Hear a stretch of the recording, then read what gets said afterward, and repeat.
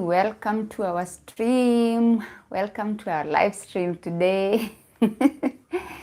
Okay, so the topic of the day today is soft life is a scam.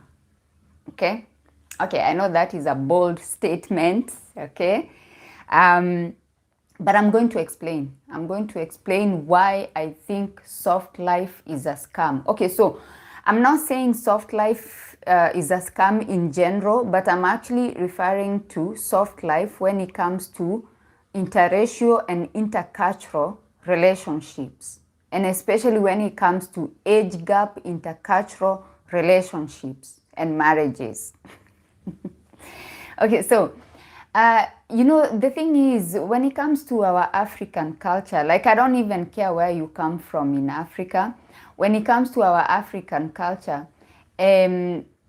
people tend to, men are raised to be providers. Hi, Samila, I see you. Welcome. Men are raised to be providers. Okay, they are raised to be, the leader of the household, and he's supposed to provide, and he's supposed to take care of the family. Okay, that's generally that's how it's supposed to be. I'm not saying that it's always like that. Of course, there are men who don't take care of their families, but usually that's how men are raised, right? Now, when you go to another culture where people are raised to be independent, whether you're a woman or you're a man, you're just raised to be independent, taking care of your bills and taking care of yourself. So now, when you find this man who is raised like that, okay, maybe he comes from a society where they believe in 50-50. There's nothing wrong with 50-50, but you as an African woman who is raised, well, I'm raised to be a good wife, and then I'm going to get married, and then the man is going to take care of the household, and therefore, even if I am working, actually my money is my money and his money is our money, or maybe his money is my money. Hi Jenny, welcome. I see you. If you have questions, by the way, we are also doing a Q&A. If you have any questions about that interview, if you have seen my interview on Lynn Googie and you have questions, I'm ready to answer those questions. But I just want to cover this topic as I wait for your questions. So now, you're coming into this marriage thinking that it's the same as getting married to an African man. As I said, his money is my money and my money is my money. But actually, in this case, thank you so much. In this case, especially when you're working, he's expecting you to chip in. Actually, he's not expecting you to chip in. He's expecting you to take up half of the bills, okay? Half of the bills in the household. So what happens now when it comes to soft life? Because a lot of you are like, okay, I'm tired, I've been working hard and now I just want a mzungu and I want to have this soft life. So when you get involved with somebody who actually pretends that he believes in soft life, and he's coming from this society where soft life actually doesn't exist, this is a red flag. I feel like when you find somebody who is coming to Africa and they're like, you just come and you sit in the house and you do nothing and I'm going to take care of you, and your job is just to sit there and look pretty. You just sit there and you look pretty. It sounds really nice. It sounds really sexy. Okay. You're like, oh my God, I have found this guy and he doesn't want me to do anything. And I'm not saying he's a bad guy. Okay. I'm not saying he's a bad guy. Maybe in his mind, he's like, okay, I got this African girl. I'm going to keep her in the house and I'm going to pay all the bills and I'm going to take care of her. And that's it. But for you, what you're not telling this man is that you have extra bills. You have black tax. And now what you're expecting actually from this man, even as you're living your soft life and your best life with your old mzungu or even young mzungu, what you're not telling him is that he needs to be not only be paying for the household bills, but he also needs to be providing money for you to be sending to your people back in Kenya, back in Namibia, back in Zimbabwe, back in Nigeria, back in Ghana. Like, it doesn't matter where you come from in Africa. This is how it is. And there is no way you're gonna fight me on this, because I know I got many friends from all over Africa, okay, and they're facing the same thing, okay. Can you share out the dating site you were? I was on a lot of dating sites, but I met my husband on International Cupid.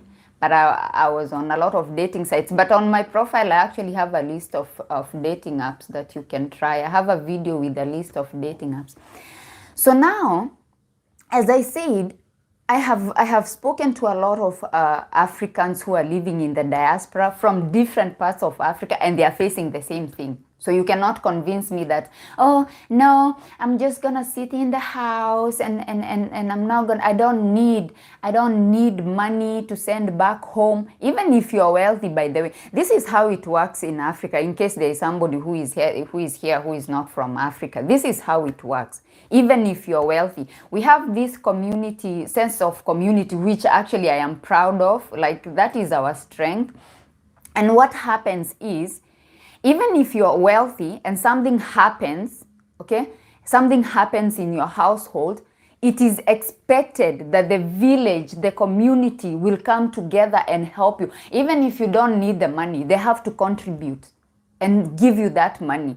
The church, the community, the village, this whole thing, the neighborhood, like all these people, all these small groups of people that are around you, they will have to do something and give you some money. Whether you need it or you don't need it, that's how it works. So you as a young girl who is saying, no, I don't need him to do anything. I come from a wealthy family. I just need him to pay all the bills, and I just sit around the house and drink champagne all day.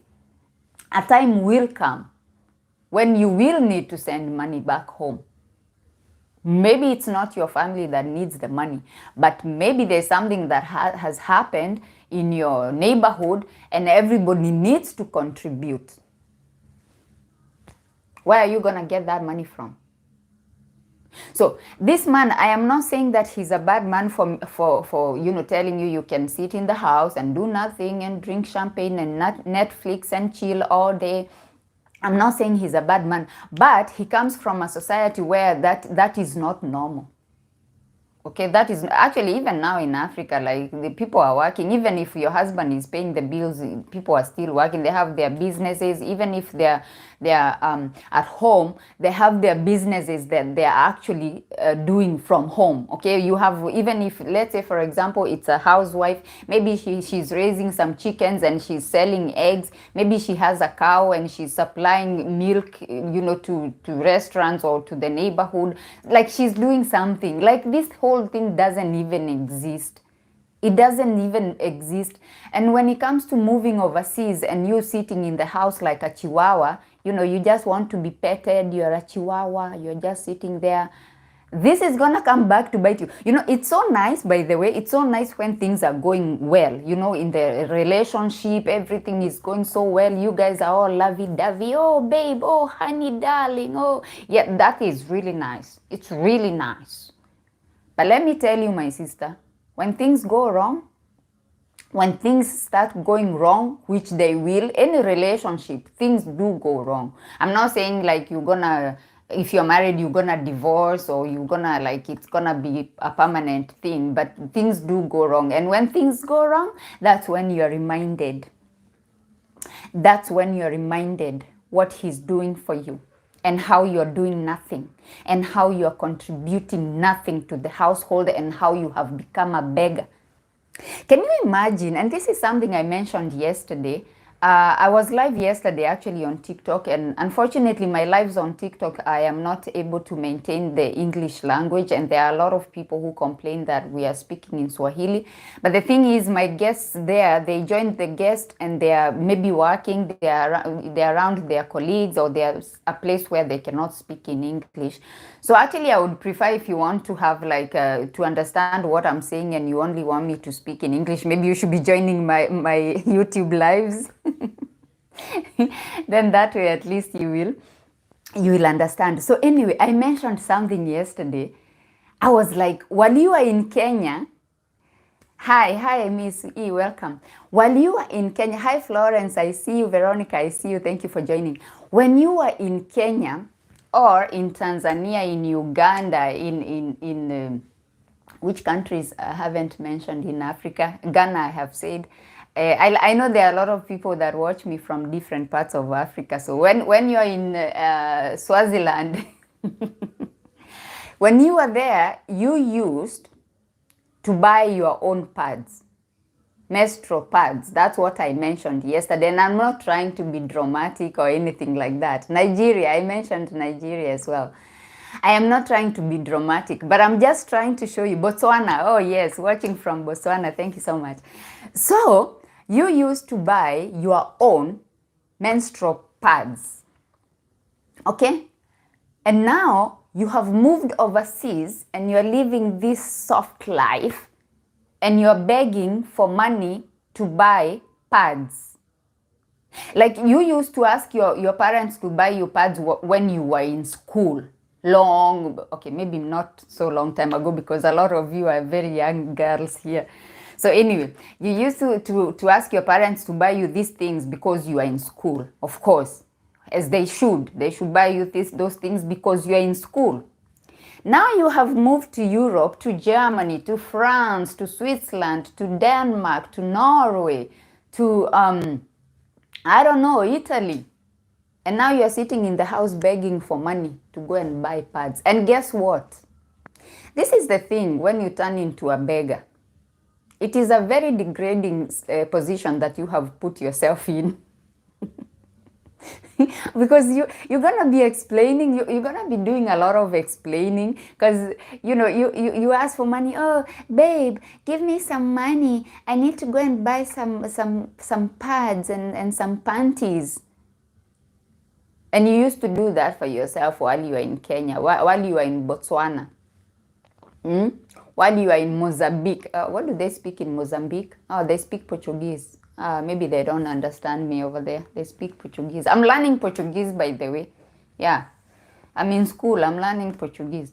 So, you find now you're actually turning yourself into a beggar. Hi, Rose, joining live. Nice to see you. Nice to see you too. Welcome. If you have questions about that interview I did, if you have watched it and maybe you have something that you need me to clarify or you didn't understand or you need further explaining, I am here for that. So you used to buy those things for yourselves and now you have turned yourself into a beggar. I'm telling you, soft life is a scam. I don't care who is gonna fight me. I don't care. Like, I really don't care. Because, listen, there are so many things you can do to generate income. If maybe let's say you are involved with an older gentleman who is retired, and we have talked about this before. There are still many things you can do to generate your own income, even as you go traveling and doing all those things old people do and playing bingo. There are still so many things you can do if you're smart. Okay, and it's very important for me. I always campaign for you to have your own money because I speak this from, I speak from pain, from a place of pain, because you know what happened to me because of not having my own money. How can I send the email? You can contact me on Instagram at roseblogger too. You can DM me there. We can have a private conversation if you like. So now, you not having your own money, let me tell you what you're doing to yourself. I saw a girl on TikTok. I think she was having a beef with another girl, and they were having an exchange because that girl said this one is involved with an old mzungu, and all she does is sit around the house and take pictures and post on Instagram and things like that. And this girl, her answer was, I hope she was joking. I actually hope she was joking, because what she said was, no, I am too young to be investing in land and properties and things like that. Right now, my main focus is the latest iPhone and the latest Chanel bag and the latest Louis Vuitton, those kinds of things, and going to exotic places. My focus right now is to go to Maldives and to go to such places.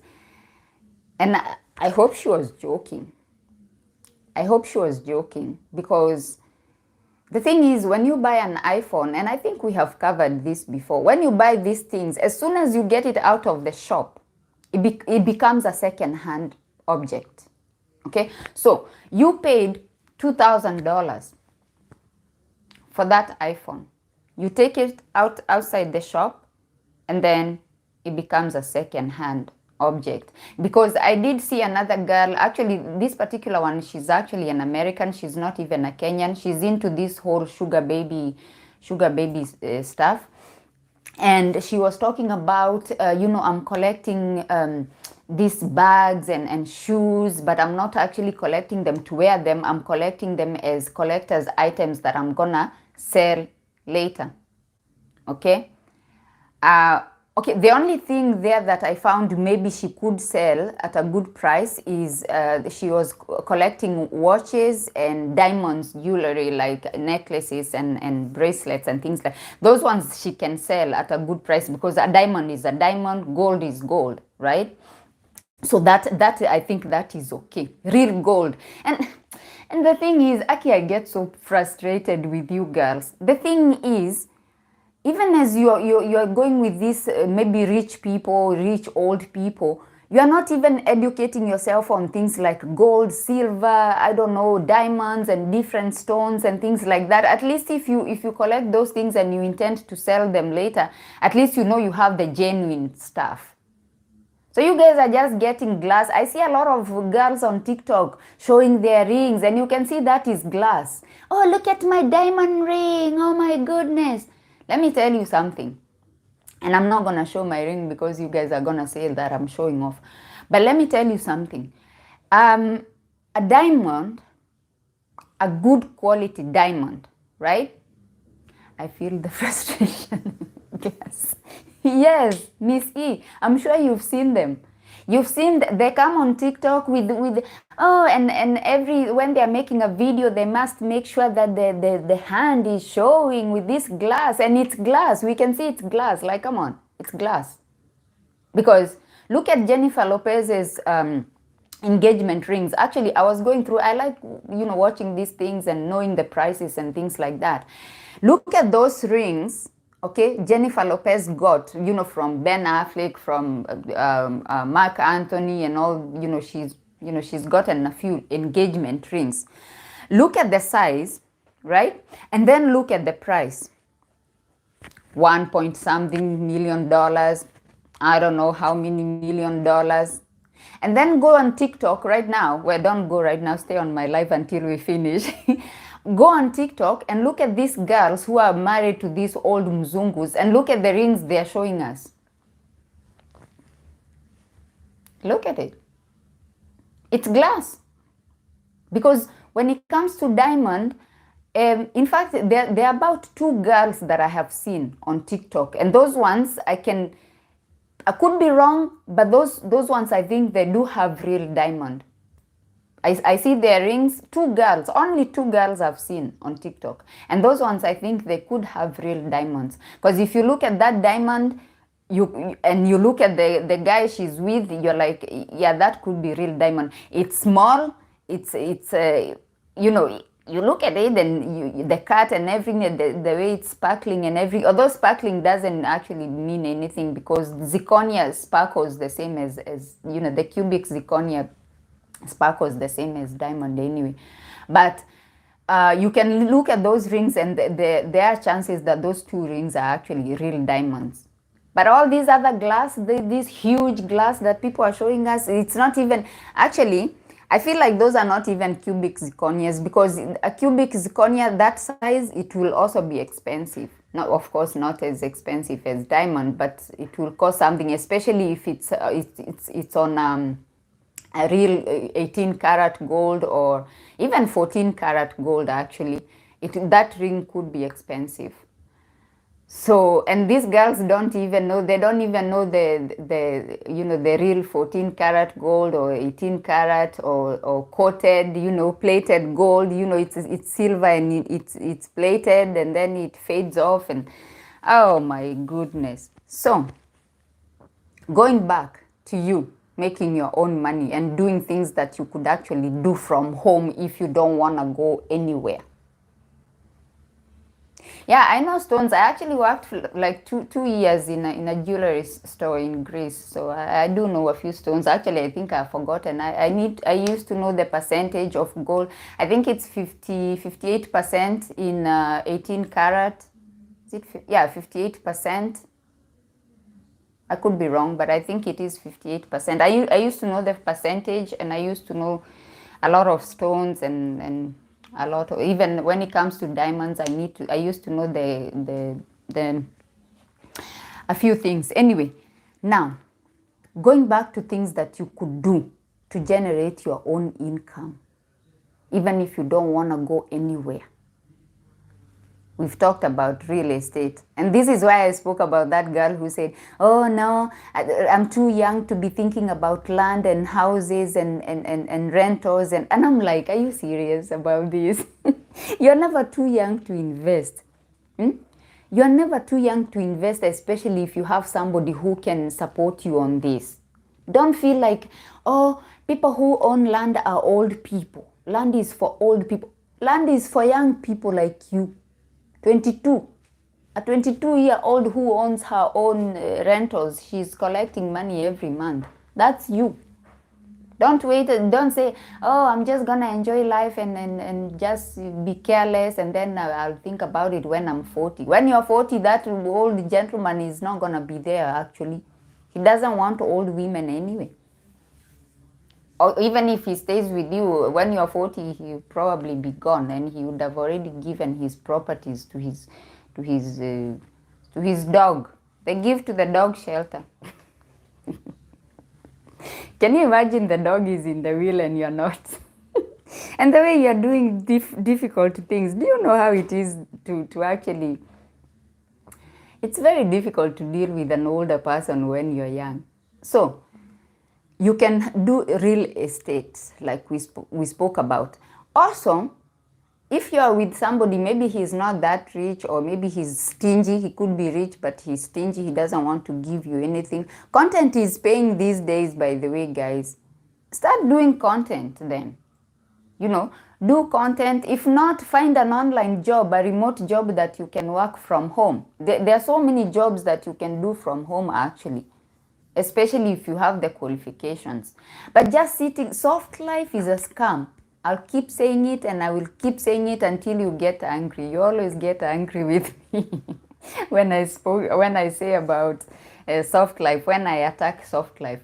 But soft life, in my opinion, it's a scam. And one of the questions I was asked, actually, this is why I thought I would also mention that I can do a Q&A.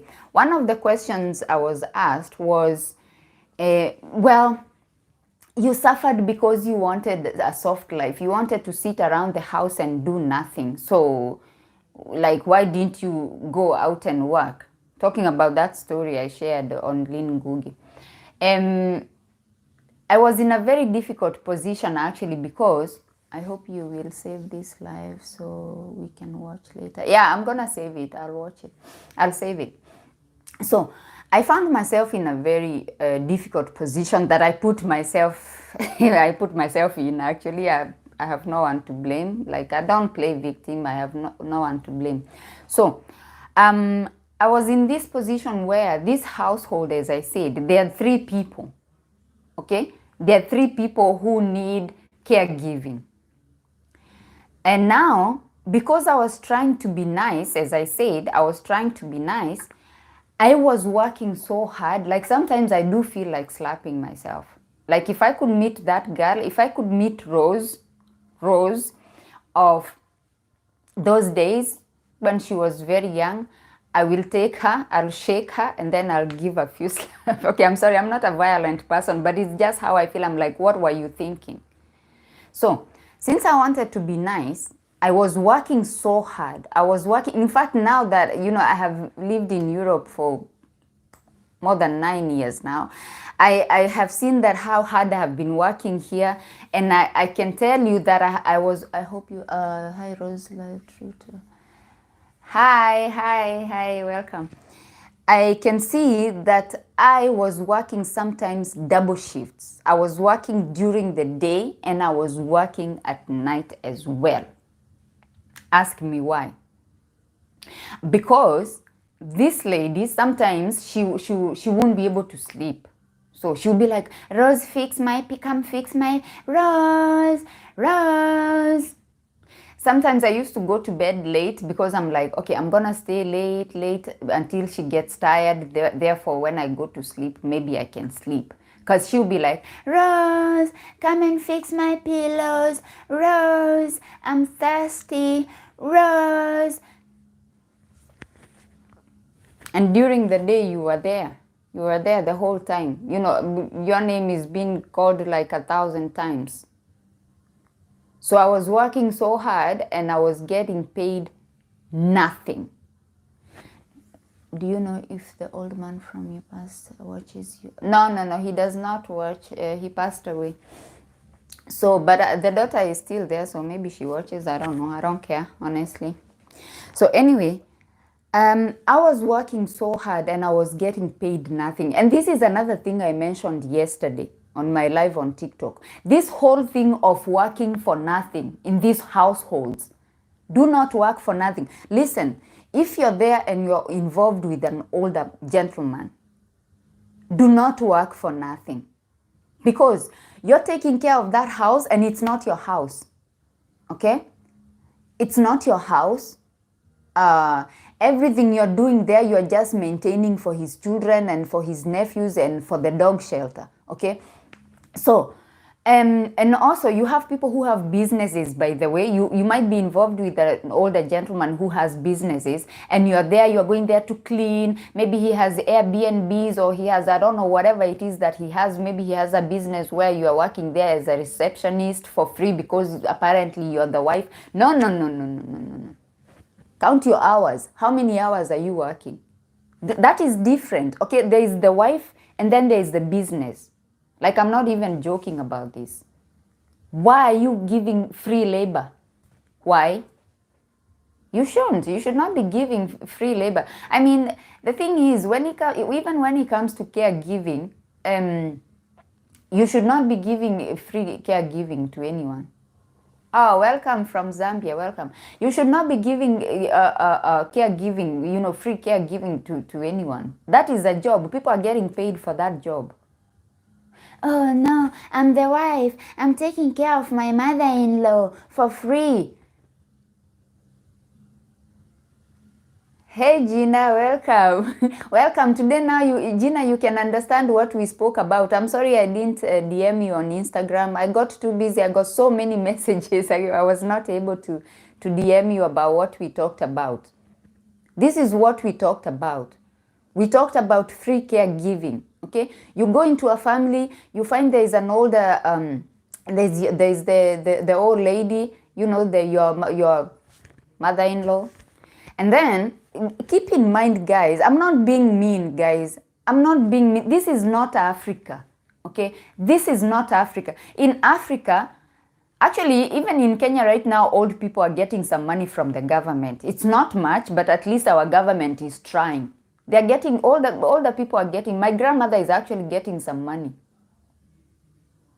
So, what I'm trying to say, this old lady, she's actually receiving assistance from the government because she's old. So they know that she needs caregiving, she needs all these things, she needs somebody to take care of her. So the family is getting money anyway from the government for caregiving. There are people who choose to, they're like, the family chooses, okay, no, we're gonna keep our mother at home. Okay, we're gonna hire somebody to actually do the caregiving from home. Thank you. Even in Zambia, they do receive from the government. See? You see? So, I am not being mean by telling you to charge for caregiving services. I'm not being mean. It's your right. It's your right, guys. You're there. It's my mother-in-law. Yeah. You're doing all the things that, actually you go far and beyond because it's your relative. Okay, it's your husband's mother. So you're like, oh my God. Oh. So you're going, like, the normal caregiver will not do what you're doing. She will not. She will just be looking at her hours. Okay. This she will only take care of the responsibilities that she's supposed to take care of. She's not gonna go far and beyond. You are there, oh my God, and you're talking to her. You are reading her stories. Oh, you are making her so comfortable. She's your mother-in-law, and it's good. Okay, I'm not saying that you should be mean. I'm not saying that you should be terrible, but it's your right to get paid. And the money should go to your own bank account, not the joint bank account or whatever. That is your money. You've been working for it. You've been working for it. A lot of you are doing a lot of things for free. You're cleaning the hotel. Maybe your older gentleman or younger gentleman, I don't care. Your husband, he's got a hotel. You go there, you clean for 8 hours. 8 hours cleaning. Oh, he's got Airbnbs. You're there cleaning for 12 hours. Oh, it's changing time. We have new guests coming in. Okay, so I'm gonna do the laundry and change everything and clean and do this and scrub the toilets and scrub the shower room and you're getting paid nothing. Yes, they do. Miss E, yes, they do that. They give free labor. A lot of them. They are giving free labor even as we speak. Today is Sunday. There are some who are there scrubbing. They are all over scrubbing things because, and they maybe, listen, this is the saddest part. People have jobs. And then when you come from work, you actually, some of them do have jobs. You come from work, from working somewhere outside, or you're in school, and then you come in and you start working again. And you are working for free. Rose, I think, before started living together, married. These comments are disappearing so quickly because I set the video in a horizontal position. Because I wanted the video to be horizontal because I've seen the vertical one it's not receiving many views, so I thought maybe let me try the horizontal because I've seen people who are doing lives with the horizontal video, and it's like YouTube prefers longer videos to be in horizontal position. So now you're going from school, you're coming from school, you're tired, like you guys, actually. You're coming from school, you're tired, you've been studying, you've been doing this, and then you come now, you go to a hotel or whatever it is that he has, and you're scrubbing and working until you're working for like another now 5 hours. You're going to sleep at 10 o'clock, you are so tired, you don't even have time to do your skincare routine. I don't even have energy to do that work anyway. You're tired, Missy is tired. You're doing that to be nice. Stop being too nice. I know we as Africans, we are so nice, especially when we find a husband, and maybe we've been looking for a husband for a long time, and we've been feeling like we'll never get married or something like that, or maybe you've been in a bad situation and now you have found this foreigner who you think is gonna be your savior. He's not gonna be your savior, guys. He's not gonna be your savior. Just have a normal relationship. If you're working, get paid. If you're taking care of his grandmother, I don't know, mother, whoever, his brother, his father, whoever it is, get paid. That is a job.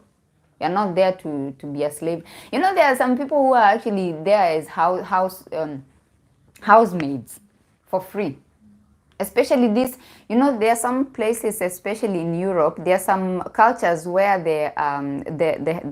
it's a matriarchal society. What that means is the mother is always, the mother is in charge, okay?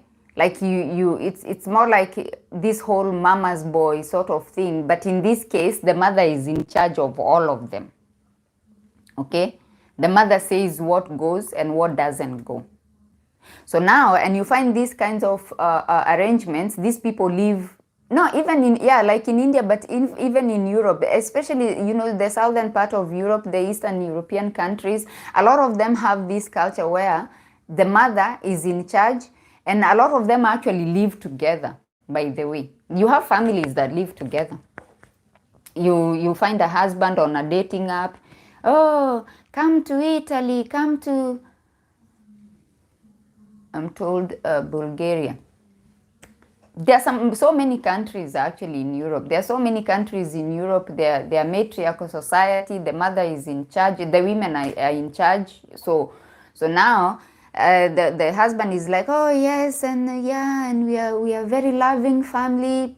Maybe they are, but what happens now? Maybe they are lovely family. Maybe they are good people. They are not racist. They are good people. But now, what happens is when you move in. That's such a good information. I didn't know, and I hope to. Yes. So what happens now in this case? You live in this house, and you become a housemaid without knowing.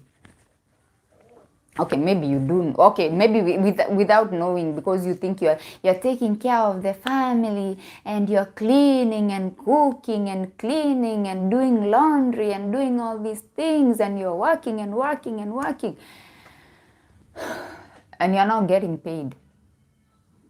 And actually, unfortunately, I'm sorry to say this, but it is the truth. I have had so many stories on my lives on TikTok, people complaining. Unfortunately, as an African, once you move into that household, you will become the housemaid.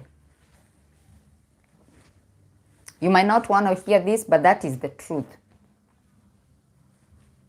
Because even if, as I said, even if they are not racist, okay, the way you are raised in our African upbringing, the way to become a good wife is to clean your house and to cook and to look after the family and to do all that.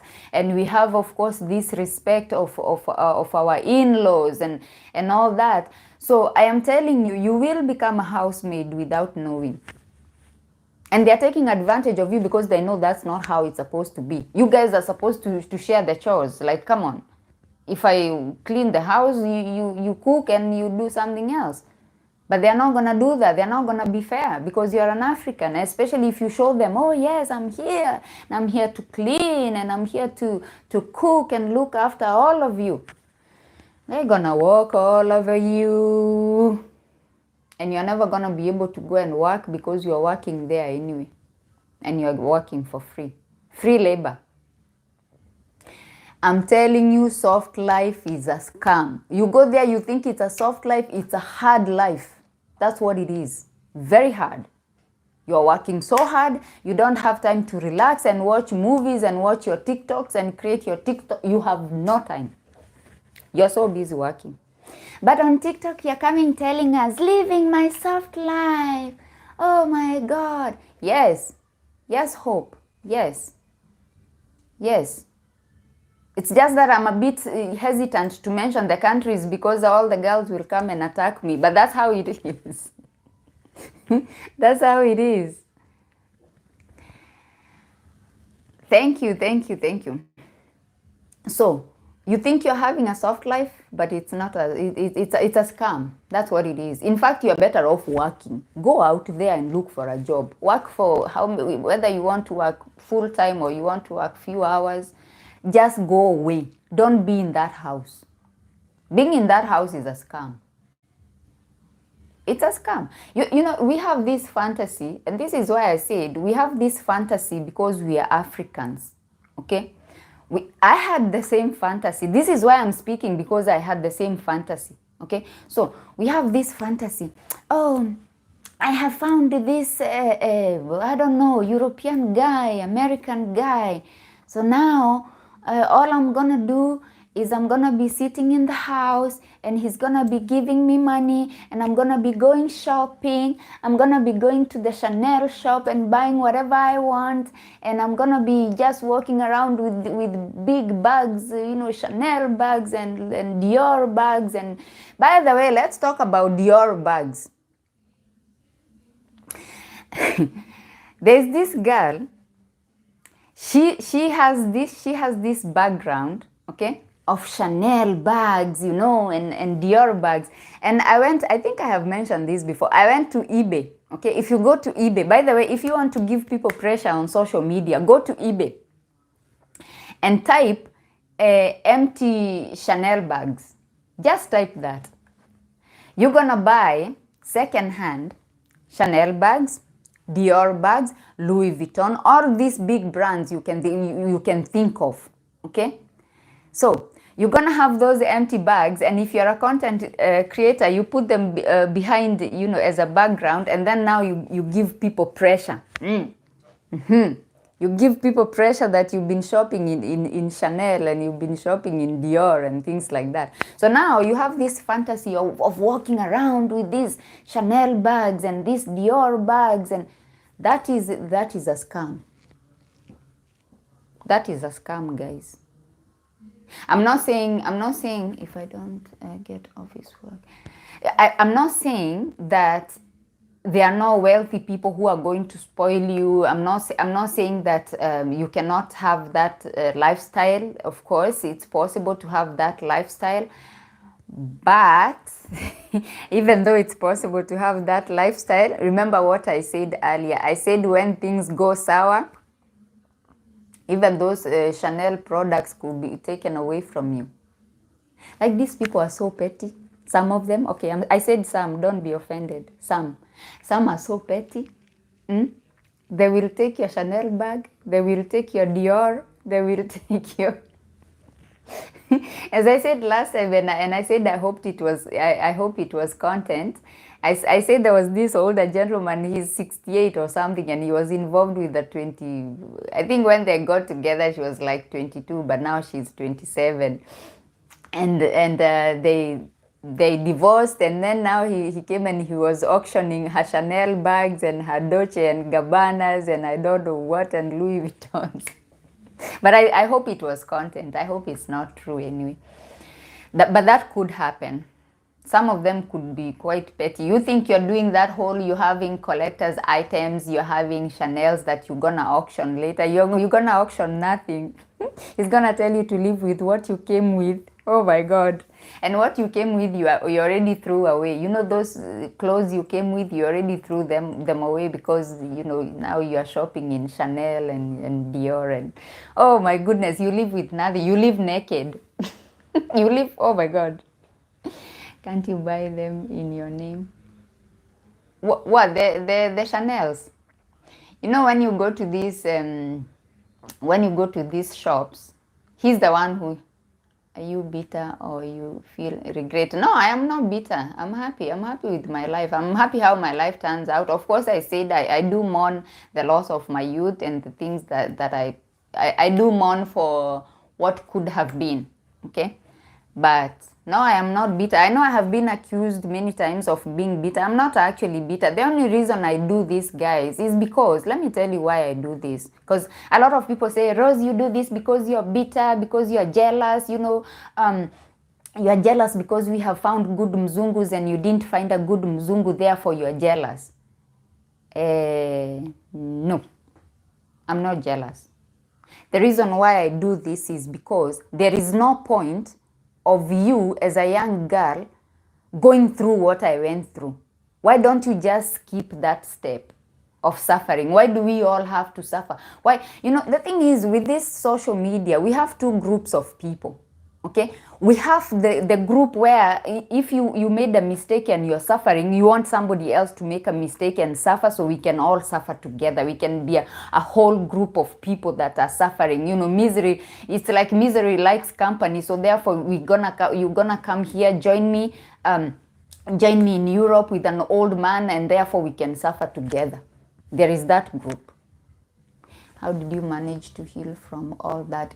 Time heals. Also, I spoke to a lot of counselors, by the way. As I said, as soon as I got out of there, I did speak to two pastors, a man and his wife, who are ministering in a particular church. I actually got baptized in that church, and I gave Lynn Ngugi that photo, but I think maybe of course, the editors have their way of working, but I did get baptized in that church, and I spoke. They used to give me therapy. Sometimes we used to even finish the service, and then I will have like a 1 hour or 2 hours with them, and just sitting down and talking, and them just guiding me and telling me to enjoy food, eat food and enjoy food. You guys, let me tell you, oh God, let me tell you. Even you sitting there and enjoying your kaugali. In Kenya, we eat ugali. And I don't know what they call it in Botswana, but it's all over Africa. We eat the same thing. It's just that we call it different name. In Nigeria, they eat fufu. We call it ugali. Let me tell you something. Eating your ugali and your skuma, your stew, whatever stew you are having, and enjoying it, that is an achievement, my sister. Eating that ugali and being at peace and enjoying. Let me tell you, do you know when we say that you could have a house full of nice things, but if you don't have peace, you cannot enjoy those things? That is so true. That is so true. That is so true. As early as 14 years and go away. Oh, sorry about that. It's so true. So peace, I feel like peace of mind, having peace of mind, guys, like me just sitting here. My husband doesn't care what I'm doing. He just gives me peace. I am free to do my content, to go and do whatever I want to do. That peace and freedom. Can you find African food in Europe? It depends which country you're in. Some places like Germany, you can find a lot of African food. UK, France. When I was in France, I saw that they have a lot of African shops there, especially actually Nigerian shops. They have many Nigerians who have businesses there. But unfortunately, also, I feel like it depends where you are actually in that country, because even Greece, if you're in Athens, for example, you have access to a lot of things. You even have braiders in Athens, but they charge a lot of money. Like doing these braids, I did them in Kenya, but unfortunately my hair doesn't hold braids for a long time. They're already sort of like, lakini we are not taking them off, my sister. We are not taking these ones off.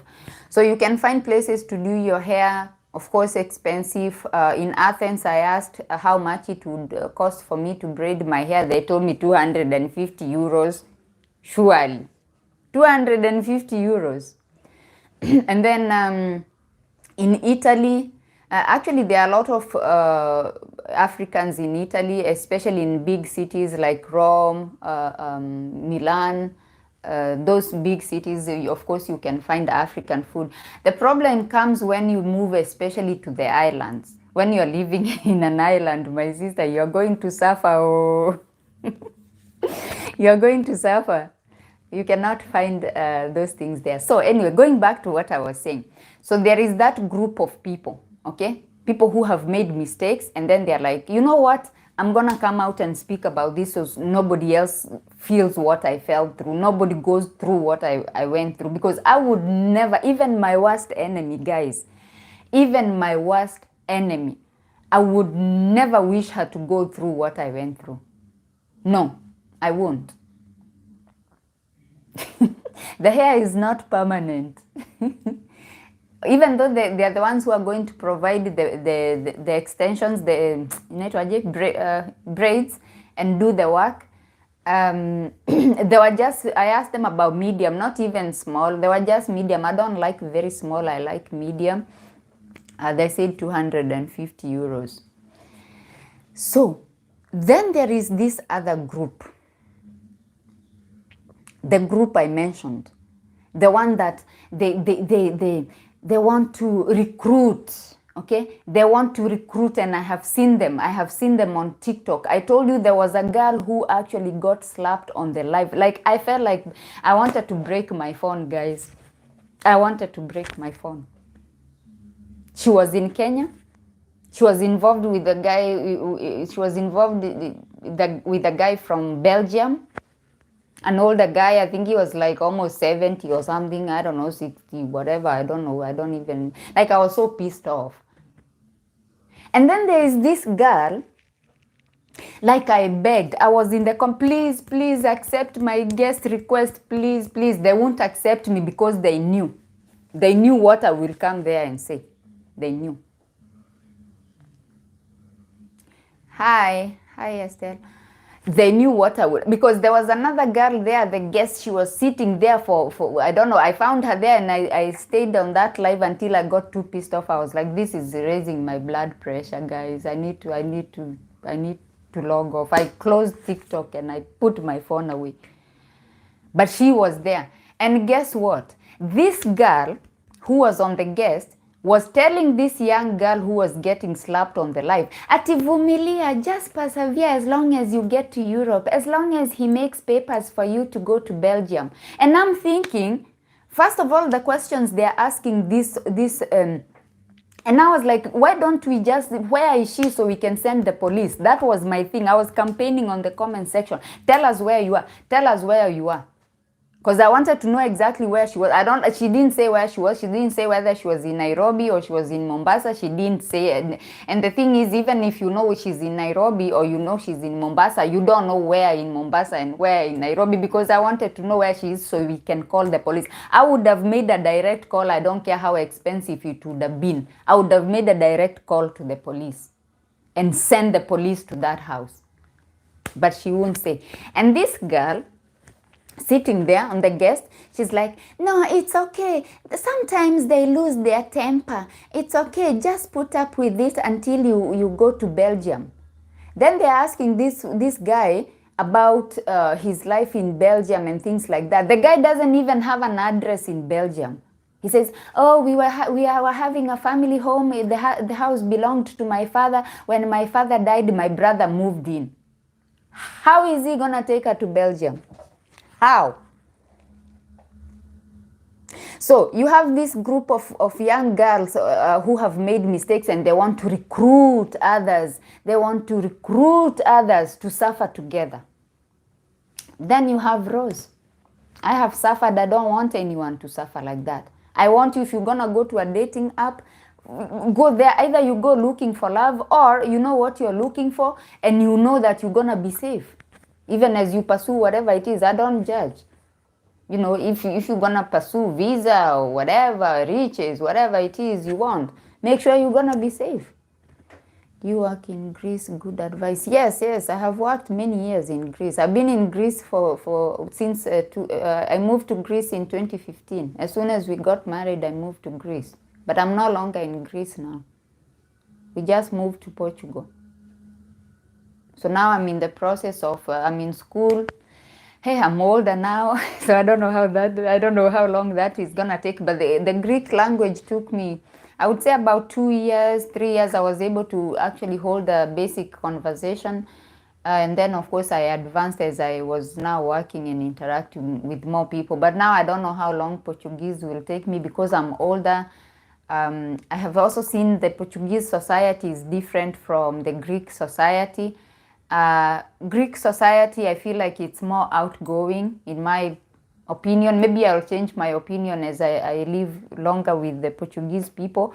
But I feel the Greek people, as long as you can like say, yes, stikanis, and then somebody will just speak to you. But I feel like, oh, hi, the truth, welcome. I feel like with the Portuguese society, they're a bit, maybe I'm wrong, because right now we are in the city. Maybe as we move into the countryside, maybe it's different. But I feel like they are more reserved. I feel like the Portuguese people are more reserved. You know, they are very polite, very friendly people. But I feel like they are more reserved, and I feel like the Greek people are more outgoing. But also the island, we were living on an island in Greece, and I feel like island people are like, especially a big island like Crete. We were living in Crete. They are more, you know, outgoing, and if you go into the mountains, they are a bit, I don't know how I can say it, because I know these videos are being watched by many people. But as you go up to the mountains, they are more like, you know, like the, inaitwa aje, unaona, like wild west in America. There are many African and I'm moving to Portugal. Yeah, we have many Americans actually in Portugal. So, you guys, going back again, as I said, native. Yeah, I guess, yeah, Miss E, yes, native. Hi, Fata, welcome. I think me sharing my story and me sharing my experiences and me trying to help young girls, it's not because I'm bitter. I'm not speaking from a jealous place. I'm not selling fear, because I was also accused of usituuzie uoga, you're selling us fear. Why are you making us afraid? I am not here to make you afraid. I am here to empower you, for you to be prepared, for you to have the tools that it takes in order for you to succeed. Okay? And as I said, soft life is a scam. I stand by that, and I am not changing my mind. Soft life is a scam. Because a lot of people who will actually accept that whole soft life thing, they have a hidden agenda. Okay? Portugal is hot. Currently, Portugal is quite hot, actually. They have a hidden agenda. Like, there's no way you can tell me somebody from like, it doesn't even matter where in Europe. Okay, I know in the East European countries, they have that. A lot of them actually have that culture of, I will come to Portugal soon. Oh, wow, welcome, welcome. They have a lot of them, like if you move to some parts of Greece, especially the islands, and I will speak about Crete actually. I did notice they have a lot of this culture that borders, I would say it looks a bit Arabic, like Turkish, sort of. Oh, I hope they're not going to get offended because they don't like that. But the thing is, a lot of their things, if you go to Turkey and you go to Crete and you see how they do things, including the coffee, the baklava, the whatever, all those things they do, and some of the dances they do, it is very close. Which means if you go into that household and then you're like, okay, I'm an African and I have moved to this household to have a soft life. You're not going to have a soft life. You're going to have a very hard life. And this is another thing girls don't want to hear. And we're going to host this live stream on Tuesday from 5 o'clock Kenyan time on TikTok. We are going to expose countries. Please say hello and a sentence in Greek. What do you want me to say? I already said yes, Stikanis. That means hi, how are you doing? So, we are going to be talking about different countries that if you move to those countries, my sister, don't lie to us. You're not going to have a soft life. You're not. And some of those countries, a lot of people there don't even like black people. Do you know, this is something I learned that I found very interesting. I actually learned this on TikTok. Somebody made a video saying that there is somebody who married a black woman and he's actually racist. He doesn't like black people. And by the way, you resemble Eunice. It's, a lot of people tell me about Eunice Jerry. Maybe we need to do a DNA test. Maybe we need to do a DNA test because the man I grew up thinking was my father. Before he passed away, I went and spoke to him and he told me to go, through this here, so I'll say it in Kikuyu. He said, he told me to go and find my father.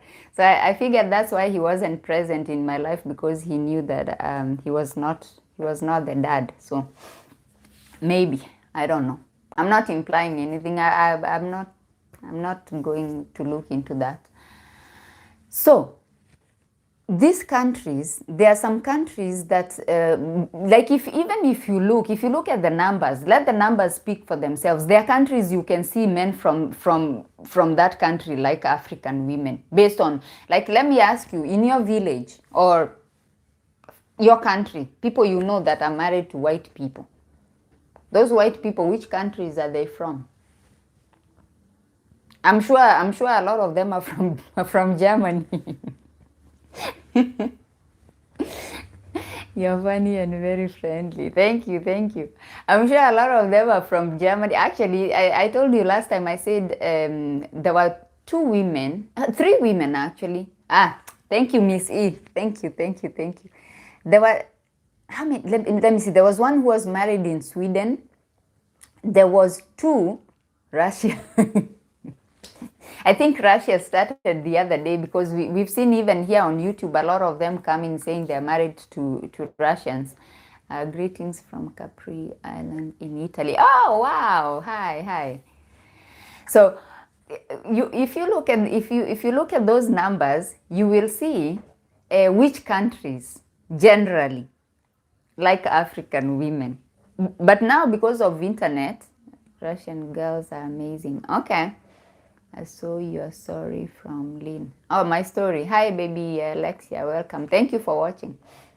Please share that video. I want my video on Lynn Googie to be 1 million views so I can win. I'm competitive like that. I keep checking how many views it has. But also watch the story on my channel so at least I can grow my channel.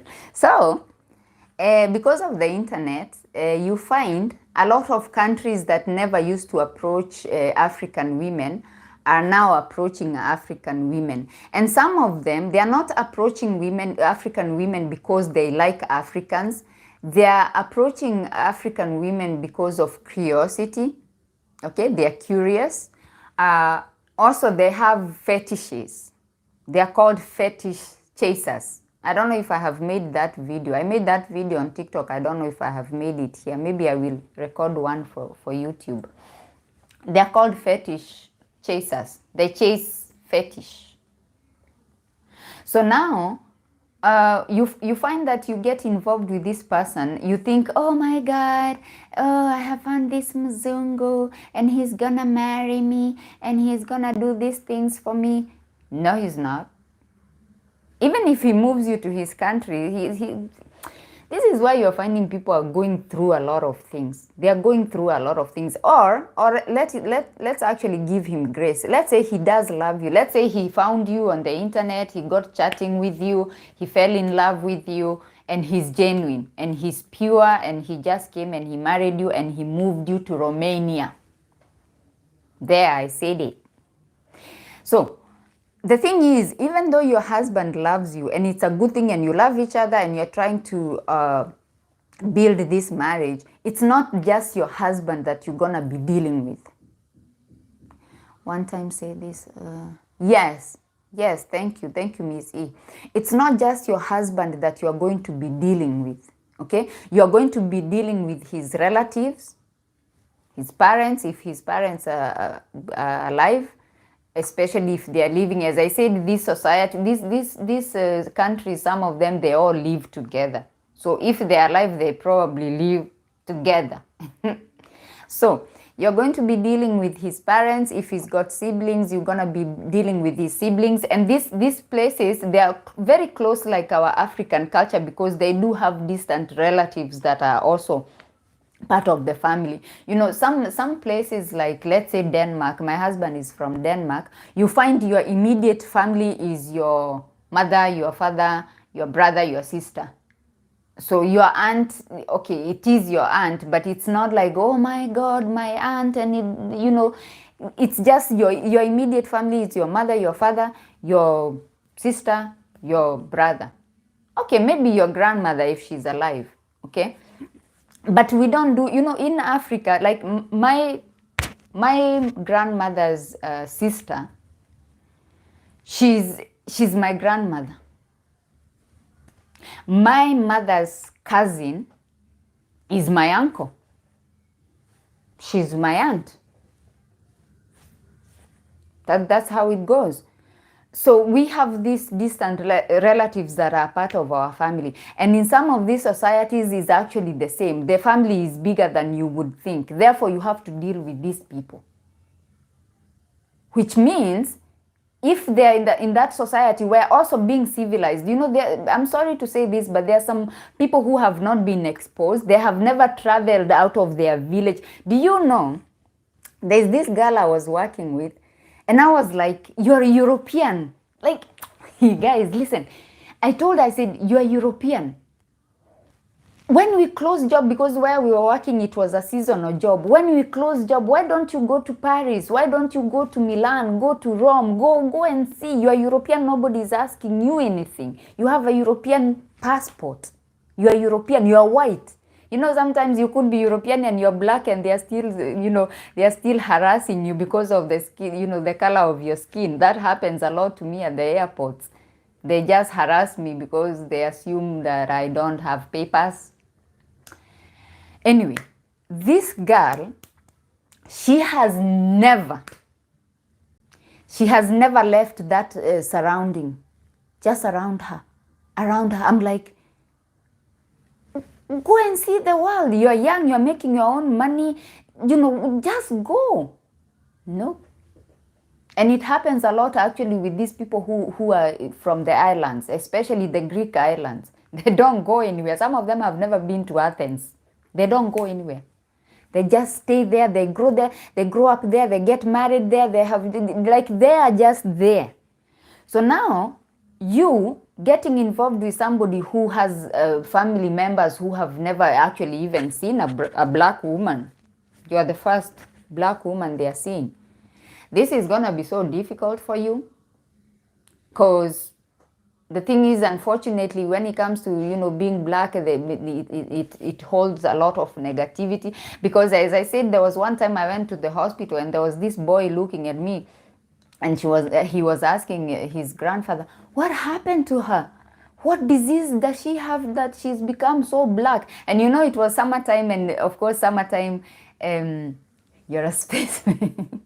Yeah, and summertime, you go out, you enjoy, you go to the beach, and you become really black. I can actually become quite black when I'm out in the sun. And of course, make sure you use your sunscreen, even if you're an African, because I got burnt a while back. My shoulders were burnt, my cheeks were burnt because I had not put sunscreen. Anyway, this boy, hello Rose, Team Truth. Hey, Team Truth, welcome. So this boy looks at me and says, what disease does she has that made her that black? So these are people who have never maybe seen a black person before. So when you're involved in such families, your life is not going to be a soft life. It's going to be a hard life, okay? You're going to constantly trying to prove yourself. They are constantly accusing you of marrying their son for green card and for... They might even accuse you of marrying him for money, but honestly, a lot of those families don't have a lot of money. But anyway, let's say you find one that has money, then they're gonna accuse you of marrying their son for his money, and then you're not gonna be able to work because you are there taking care of the household and everything, and you're telling people it's soft life. That is hard life, very hard.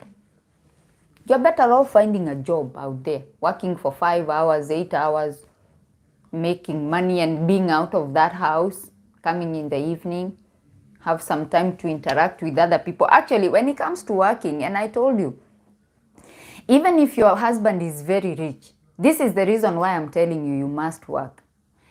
Interacting with other people, it builds your mental capacity. You learn new things. People tell you, oh, this is how we do things here. This is the best school to go to. If you want to go to school, this is the best place to do this. People will open up your mind. But if you're sitting inside the house, your brain cells are dying one by one.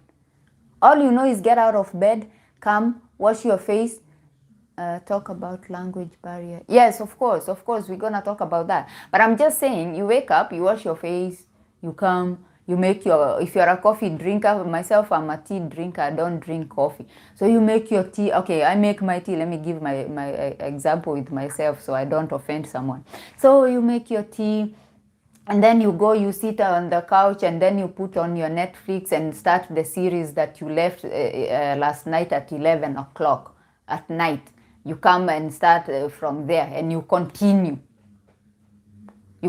And by the way, let me tell you what happens. Once you start that routine, you lose motivation. You will not even clean that house. So you'll start fighting now with the husband. Because you're not even, he was there, it's like you're going to be cooking and cleaning and doing all those things. But now since you're used to Netflixing and chilling and eating popcorns and eating, for me, I like Pringles. So I could be sitting there all day eating Pringles and just watching Netflix and or doing watching TikToks all day. You're killing your brain cells. My God. Even if your husband is rich, go and work 4 hours. At least just 4 hours. Not because of money. Maybe you don't need money. Maybe he is actually supplying your needs and he's putting some money in your bank account so you have access to money that you can, spend however you like. Maybe he's doing that. There are some good gentlemen out there. I'm not just gonna bash everybody. I'm not bashing everybody. You could just find somebody who is like, no, babe, you actually don't need to work. I'm gonna put this allowance into your, we'll call it wife allowance. I don't know. If it's in America, you say, okay, I'll put this $2,000 every month for your wifely allowance. If it's in Europe, you say, I'm gonna put this 2,000 euros, and he's paying all the bills and taking care of everything. So that is your money that you can spend. Even if he's doing that, go and work 4 hours. Okay, even if you don't want to work for money, go and volunteer. Go and volunteer. Interact with other people. Get your brain doing something. You're killing your brain cells. You're just sitting there and giving people pressure on TikTok and insulting people because you're frustrated, because you can feel your brain cells dying one by one on that couch, sitting there. Oh, you have a pink carpet. Oh, and you have a throne on your couch, all fluffy. Oh, look at me. And you have those fluffy sleepers. And you're taking videos of your fluffy sleepers. Please. That soft life of yours is a scam. Even if he's putting money in your bank account, that soft life is still a scam. If something happens, by the way, do you know this man is going to be so worried? This man is going to be so worried because you're so useless. He's like, if something happens to me, what's going to happen to this girl? I brought this girl from Africa. She's useless. She doesn't know where we pay electricity. She doesn't want to get her driver's license. She doesn't want to go and see where we pay the water bill. She doesn't know how to do anything. She just sits there. She's just a chihuahua. She's just a chihuahua sitting there. Sometimes he will even have to give you a bath. You are not even washing yourself. So you are so useless. This man is just going to be so depressed because he's got this thing he brought here and he's responsible for you. And he knows if something happens to him, you will not be able to do anything for yourself. Nothing. I've seen it. Okay, this was not an African, it was not an African girl. That is offensive to Chihuahua. Sorry, I apologize to all the Chihuahuas. All the Chihuahuas watching this video, I apologize.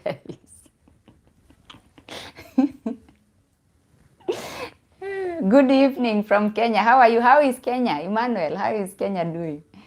By the way, how is the weather? Because when I was there, I was freezing. Oh my God, Nairobi is so cold. And I made a mistake of not taking my hoodies. I don't know why I thought Nairobi will be warm, so I just brought very light clothes. Oh my God, I was freezing. So now, Missy is laughing. So now there's this lady. She's not an African. I must say she's not an African. Her husband unfortunately passed away. And this lady had to start learning everything. Where do we pay electricity? Where do we pay the water bill? Where do we do this? Oh my God, which office do I go to change this? This was in my husband's name and now I need to change it into my name. Where do I go? What do I do? What? Whew, Jesus. So I'm sure even the husband, as he was dying, he was really fighting. He's like, oh my God, I don't want to go because this woman, oh my God, how is she going to survive without me? How is she going to survive? Show the husband that you are also independent. You know how to do things. You know how to go. Make him even give you the bills you go and pay. You're not doing anything anyway. You're just sitting there watching Netflix. Go and pay the bill, the electric bill. Go and do something. At least he can see if something happens to him. You are independent. You are able to do things for yourself. I have landed here. Oh, welcome. Soft life is a scam. That is the title of this live stream. Soft life is a scam. Even if you're getting the money, even if you're getting those expensive gifts and cars and whatever, the soft life is a scam. That's what it is. And can you imagine, you went all the way to the US or you went all the way to Europe, and then you're just sitting there. People are hustling, people are doing things, and you're just sitting there. You have the opportunities. Maybe you have even crossed that threshold where you can get the citizenship, or you have gotten your permanent residency, so you have access to different things. Even if you don't want to work, you have access to school. You don't want to do that. By the way, I saw you my TikTok people saying you don't want education. Do you know how many people are fighting, on the internet looking for sponsorships and scholarships and student visas, and they're being denied? They keep going to embassies and they're not getting student visas. But you're like, we don't want education. Okay, that's fine. If you don't want education, that's okay. Today is warmer, we thank God. Oh, good. Good, because it was very cold in Nairobi. Oh my goodness, I was freezing, I was shaking, and I get cold very easily. So I was, oh my God, oh my God, it's so cold.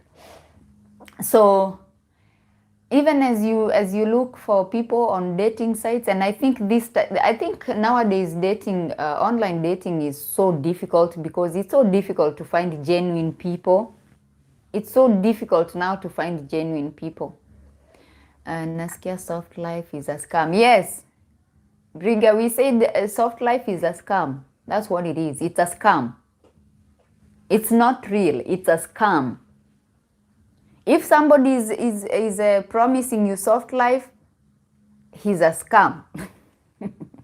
If you're promising yourself a soft life by way of finding somebody on a dating app, and you think you're gonna go and sit in his house and have soft life, that is a scam. You're scamming yourself, and that lifestyle is a scam. I said it. You guys, you're being influenced by these people who are going on eBay and buying empty Chanel bags and putting as background and telling you, look how my muzungu is spoiling me, my old muzungu. Putting empty Dior bags and Louis Vuitton bags and Chanel bags that they got on eBay. Go on eBay. Don't go right now after the live. Go on eBay and search. Go on ebay.com and then search empty Chanel bag. What if she's promising me soft life? Soft life is a scam. Whoever is promising you soft life, it's a scam. That's what it is, a scam. There is no such thing. Anyone who is promising you soft life, he has a hidden agenda, or she has a hidden agenda. Okay? Why doesn't she want you to work? Why doesn't he want you to work? Why doesn't he want you to go to school? Why doesn't he want you to go out there? Because he's insecure. So he wants to give you food and to pet you like a chihuahua. I apologize for the chihuahua, but I'm still gonna say it. He wants to be petting you like a chihuahua. You're gonna be sitting on the sofa, he's gonna be petting you. Oh, my chihuahua. Until she's soft herself.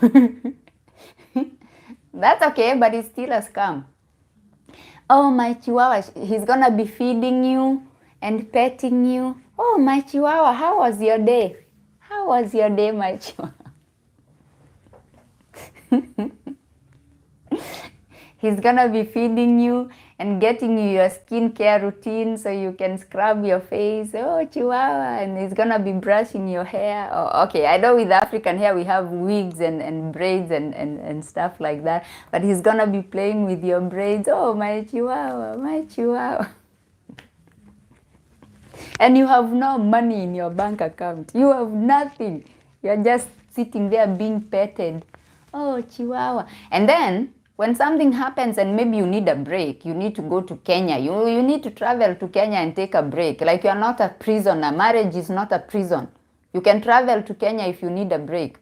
But now, weko FTV. But now, if you need to buy a ticket to go to Kenya because you need a break, you cannot buy a ticket to go to Kenya. You know why? God, I'm scared for life. Do you know why you cannot buy a ticket to go to Kenya to have a break? Because you have to beg. You are a beggar chihuahua. now, give me some money. I need to book an air ticket to go to Kenya. How do you beg from somebody you just had a fight with, by the way? And especially if you're involved with these people who drop F-bomb every fight is about F this and F that and F. How do you, between the F-bombs, how do you say, oh, by the way, babe? Oh, no, not babe, because you're fighting. By the way, by the way, okay, what do you call him? If you're a Kikuyu, now you get so angry that even the English disappears, or the French, or Norwegian, or Danish, whatever language you speak, German, whatever European language you speak, it just disappears. Or Portuguese, for that matter, it disappears. And then, remember me in... okay. And then, you in between the F-bombs and everything, if you're a Kikuyu, you're like, where Fudeno, give me money, I need a ticket.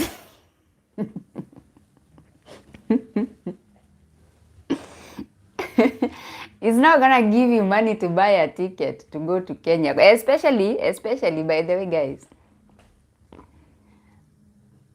buy me F ticket, F go F Kenya.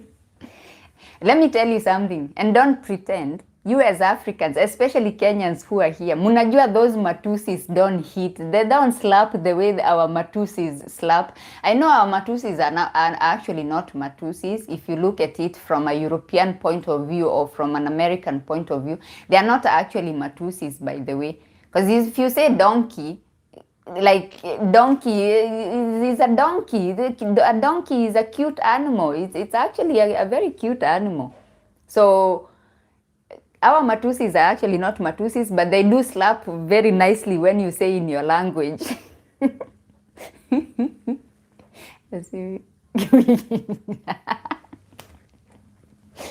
Exactly. But if you translate, it doesn't actually sound that bad. It doesn't sound like a matusi.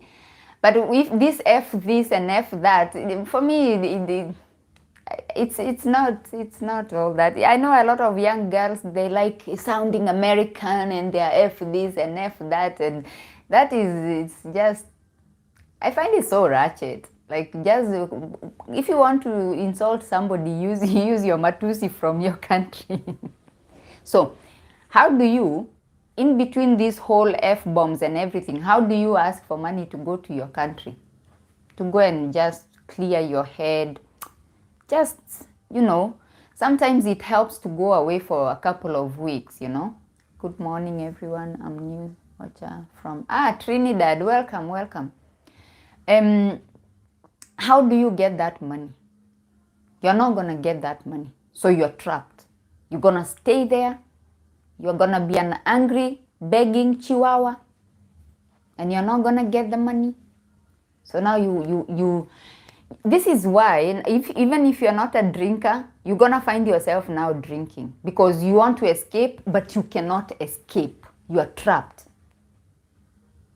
You cannot escape. This is why I am telling you, soft life is a scam. It is. The only one who is lucky is the girl we mentioned. We said maybe you're involved with somebody and they are giving you that spousal allowance. Okay, that girl is lucky. She's in a better position than this one who is just sitting there saying, I'm enjoying my best life, my chihuahua lifestyle, my soft... In fact, from this day on, I'm going to be referring to it as the chihuahua lifestyle. And all the chihuahuas in the house, I apologize. The only girl who is lucky is that one actually who is getting a spousal allowance. That one is lucky to some extent. But I do still think that she should get out there and broaden her mindset and speak to other people rather than being locked up in the house and killing her brain cell one at a time. So having your own money is very important. Interacting with other people, having freedom to go out. You're young, For us old people, it doesn't matter. We are old. So actually, for me, if you tell me, Rose, let's go out, I don't know where, by 10 o'clock, I'm like, can we go home now? I need to go and sleep. Because we are old. But for you guys, you are young. You can stay out until 2 o'clock. You can. By the way, you guys, make sure you like the video. Make sure you like the video. You can go out and have a good time and have freedom and enjoy life because you are young. And that's what young people do. They go out, they have a good time, and because they have energy. That's a good question, Sharon. I would also like to know. What was the question? Can you ask again, Sharon? Let's see, Sharon. Sharon, by the way, did I ever look for you after leaving the one for 10 years? Okay, let me, okay. I'm gonna answer that question. Unaweza ongea more about visit visa cause wangu. Visit visa ya kwenda wapi? Where are you going with visit visa? Yes, I would say the only time I communicated with him was the time I was calling, and I'm ashamed. I am actually ashamed to admit this. I enjoyed every episode.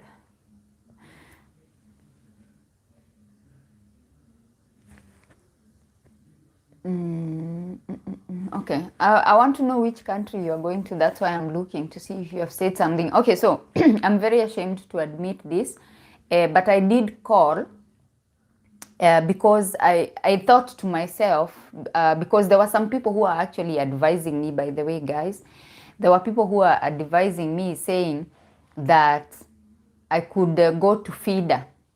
There's this organization in Kenya called FIDA. It's an organization of lawyers who offer services pro bono, and then maybe you can. So I think it works out that if you can get something, maybe then you can pay them. I don't remember how it used to work. I don't know if they're still there, by the way.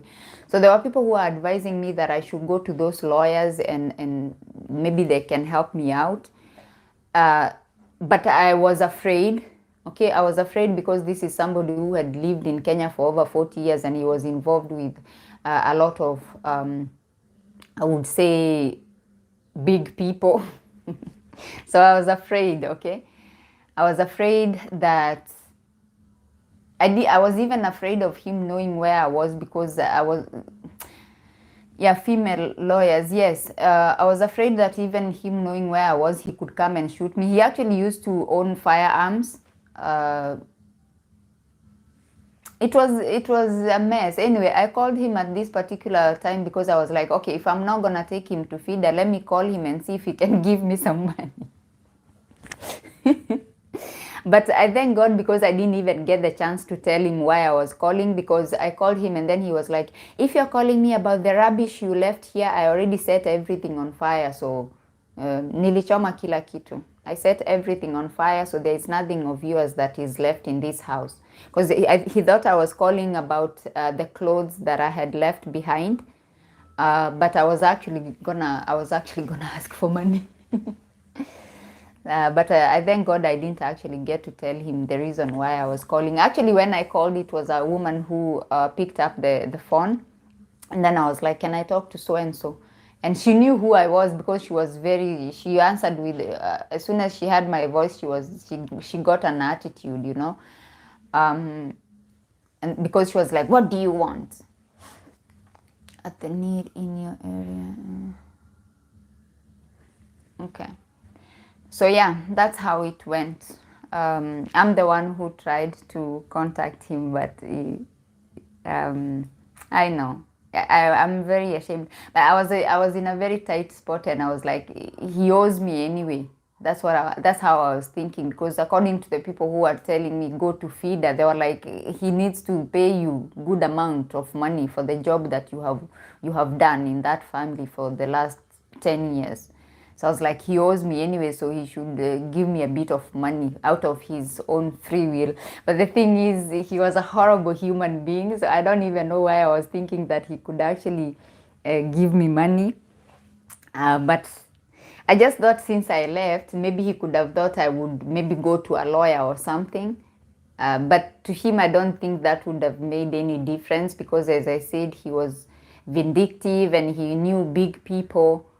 So I could have ended up in a lot of trouble. Actually, I could have even told my story to the TV stations. There was somebody who advised me to go to a TV station, and I couldn't do that because I thought he would.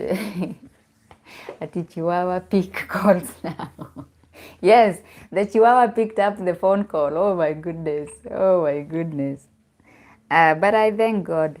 I thank God because I feel like if I had told him about me wanting money, things would have he would have really insulted me. Like really, really bad. He would have put me in a very, very bad mental. I was already like broken mentally. I was broken anyway, so he would have maybe pushed me over the edge. I don't know. So it's a good thing I didn't get to tell him why I was calling. So I really love you. Oh, thank you, thank you. Thank you. So you guys, do you have any more questions? Then I can answer a couple of questions before I call it a day. I was supposed to be here only for 1 hour, so actually we have gone quite 1 hour 30 minutes. That's good. That is good. The topic of our live today was soft life is a scam. I hope it's gonna awaken somebody who is sitting there on a sofa just eating Pringles. If they eat Pringles like me, they're just sitting there eating Pringles and watching Netflix and doing nothing while people are out there hustling and making money. And then a time will come when you need a ticket to go somewhere and relax and clear your head. I'm telling you, some of these people could drive you insane. This is why you're seeing people drinking on TikTok. Because you're from a different culture. This person thinks he's superior to you. This is why maybe he came to Africa to find somebody who is inferior so he can oppress you. Okay? Some of them, as I said, they are raised as spoiled brats. They never appreciate anything you do. They are so entitled. They think that if you do something nice, it's because of course you should do it. Like, how are you not doing something for me? You should do it anyway. So make your money, guys. Just go and work. Go and work. Go out there and do something. Don't sit in their houses. Those houses belong to their children. So just go and work. If you can, if it's possible, I don't care how young you are. If it's possible, build your small house back home. I don't care how young you are, 22, 23, 24, 25, I don't care. If you have the access to the money, do it. Do it, my sister, do it. Go back home. Follow, Lynn Ngugi I think she advertises in an investment company that is selling apartments and stuff like that. We have other channels that work with these people. Just do your research, of course, because these days anything is possible. Getting scammed, especially people living in the diaspora, getting scammed is very easy. So be careful. Don't trust your family members. They are going to scam you as well. Don't send them money to buy you a piece of land or to buy you a plot. They are going to scam you. Do your own diligence. Go do your research. See a reputable company. There's a big company that I see them advertising here on YouTube. A lot of these big channels, YouTube, these big YouTube channels.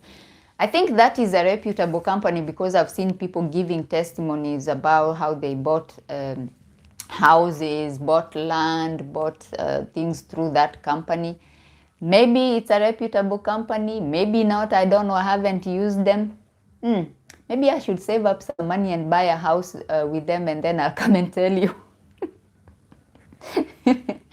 So you can do something. If you have access to the money, go and do it, my sister. Go and buy yourself a house. I don't care how small it is. Go and buy yourself a piece of land. Build, even if it's just 2 rooms. Let it stay there. Let it stay there, my sister, because you will need it at some point. Not saying that you're gonna need it permanently, but you might need it to just go there for 2 weeks, to relax, to close everything and stay quiet for 2 weeks, to clear your head, to just maintain, to just sort of like maintain your mental health, to sustain your insanity. You know, people abuse people. I think sometimes they do it even without knowing, because they are so our upbringing is so different, our cultures are different, so they just maybe do things even without knowing. Sometimes you need a break. I'm planning to buy a house back home. Yes, baby Alex, yes, do it. If you have saved up, if your guy can help you with that, do it. It's very important. Actually, it's very important to invest back home. It's very important. Just invest back home. Our home is, and let me tell you, there's something about our soil. There's something about African soil. I don't care. You guys can say whatever you want to say about Kenya, about Tanzania, about Uganda, about our challenges, about our political issues, our economic issues. You can talk however you like. But there is something about our African soil. When I went back from America and I went to Kenya, I wasn't in a very bad position actually, financially. It's not like when I left the Mzungu, I wasn't in that state, but I was broken. Mentally, I was broken. I was like, why are these things keep happening to me? Like, what am I doing wrong? Like, why? I was even questioning myself. I'm like, have I made the right decision to leave America? Maybe I should have just stayed there, chini ya maji. Maybe I should have done this.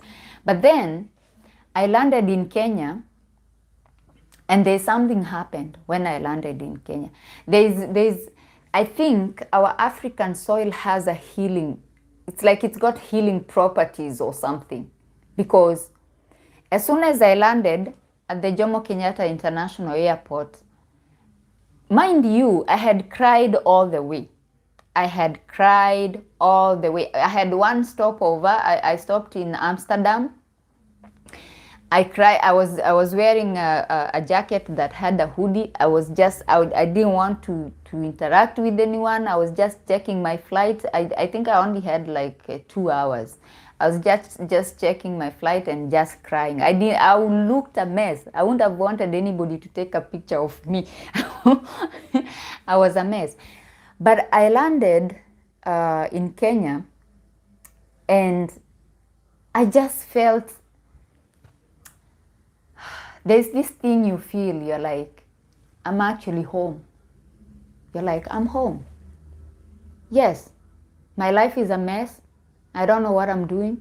I don't know where I'm gonna start. I don't know where I'm gonna pick up or what I'm gonna do, but I'm home. And I felt this peace, like this peace that came over you. You know, you just feel this peace that comes over you. Yes, you know you're a mess. You are a mess.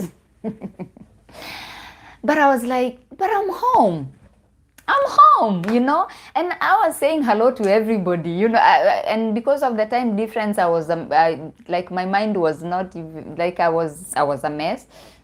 Sometimes I was like, good morning. And they're like, what do you mean good morning? It's 11 o'clock at night. I landed at night. This is 11 o'clock at night. What are you talking about? So I was like, yeah, it's gonna take a bit of time to sort things out, but I'm home. Nobody's gonna ask me. Let me tell you something about living in a country where actually you don't have papers. Because I was considering, I'm like, okay, I came to the US with a visa. It's not like I jumped over a fence or anything. No offense to anyone who has jumped over. Like, do whatever it takes, you know, if you got the guts. But for me, I was like, I came here on a visa, so it's not like I came here illegally, so maybe there is a way I can maneuver things and stay here. But I was like, I'm gonna have to be hiding from the police. If I do something wrong and somebody wants to call the police on me, they can do that, and then I'm messed up. And one thing I was so afraid of was the American jails. There was this series I used to watch about the American jails and about those deportation centers and things like, and I don't even know why I was watching that. All those things put the fear of God in me. I was like, there is no way I want to end up there. There is no way I want to end up there. So when I landed in Kenya, I was like, I got my ID, my Kenyan ID, I got my Kenyan passport. Nobody can tell me nothing. This is my home. I'm Rosie Nyambura. Like, what are you telling me? This is my home.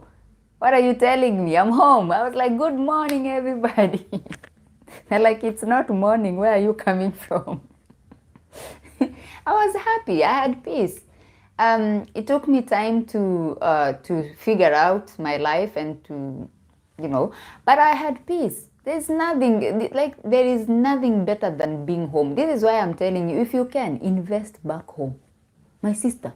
There are some people who are saying, I want to buy me an apartment in Spain. There are some people who have lived in Europe for a very long time. And they have worked for a very long time. They have made their money. They are stable financially. They are able to do big things. And I'm thinking, then you speak to that person. There's a lady I actually spoke to. She's well off. She's made a lot of money. She has lived in Europe for a very long time. She's a citizen of the European country she lives in, which is good. And she's like, yeah, and I'm working on buying my villa in Spain. And I'm like, excuse me? yeah, okay, I think, you can buy it as an investment also, because if you have a villa in Spain or Italy or Greece, of course, it's going to make you money. So in that point of view, it's a good idea. But for her, she wasn't buying it. She's not buying it as a way of investment and business and making money. She's buying it because that's where she want to live. And I'm like, okay. It's a good move, as I said, if you want to use it as an investment to bring you money. But if you're gonna buy the villa and lock it up and prepare to move there because you wanna go and live there, as a Kenyan, I don't think that's a good idea. Because unfortunately, these properties you buy overseas, if something happens, especially since you're an African, if something happens, it's very easy for you to lose that property actually. And actually, I think even if it's not an African or a European thing, I think if you are not able to maintain that property and pay the property taxes and do all the things that are necessary for the property, there might come a time when you could lose that property. I think you should invest home. If you have that amount of money, do you know how much it is to buy a villa in Spain, in Greece? Okay, I haven't lived in Spain. Let me talk about Greece, especially where I was living. Okay, so to buy a villa in Greece, in a nice place where you have sea view, you have access to the beach. Please clarify, so you on photo with a kid, but you said Ivy. No. That is my husband's granddaughter. So, buying a villa where we were living in Greece, nice place, access to the beach, just a nice place. 3-bedroom, okay? 3-bedroom, nice place. You are going to spend about there was one actually we were looking at, so I will give you an example with that one. There's one we were actually looking at. That one was 1.2 million euros, not shillings, euros, 1.2. Okay, we did look at another one which was 600,000 euros, but that was very far away from the beach and it was a drive. You have to drive. This one that I'm talking about, 1.2, it was a walk to the beach. You can just walk to the beach. But the one half of that amount, it was 600,000 euros. It's a drive. You have to drive to the beach. So let's say she buys this one, which is 600,000 euros. Minipe muzungu 600. I'm sorry, guys. 600,000 euros. Do you know what you can do with 600,000 euros in Kenya? In terms of investment, in terms of buying property in Kenya, 600,000 euros, not shillings. The euro right now is exchanging at 150. The last time I checked, it was 150 shillings. I think we should, if you have the money, go and invest back home.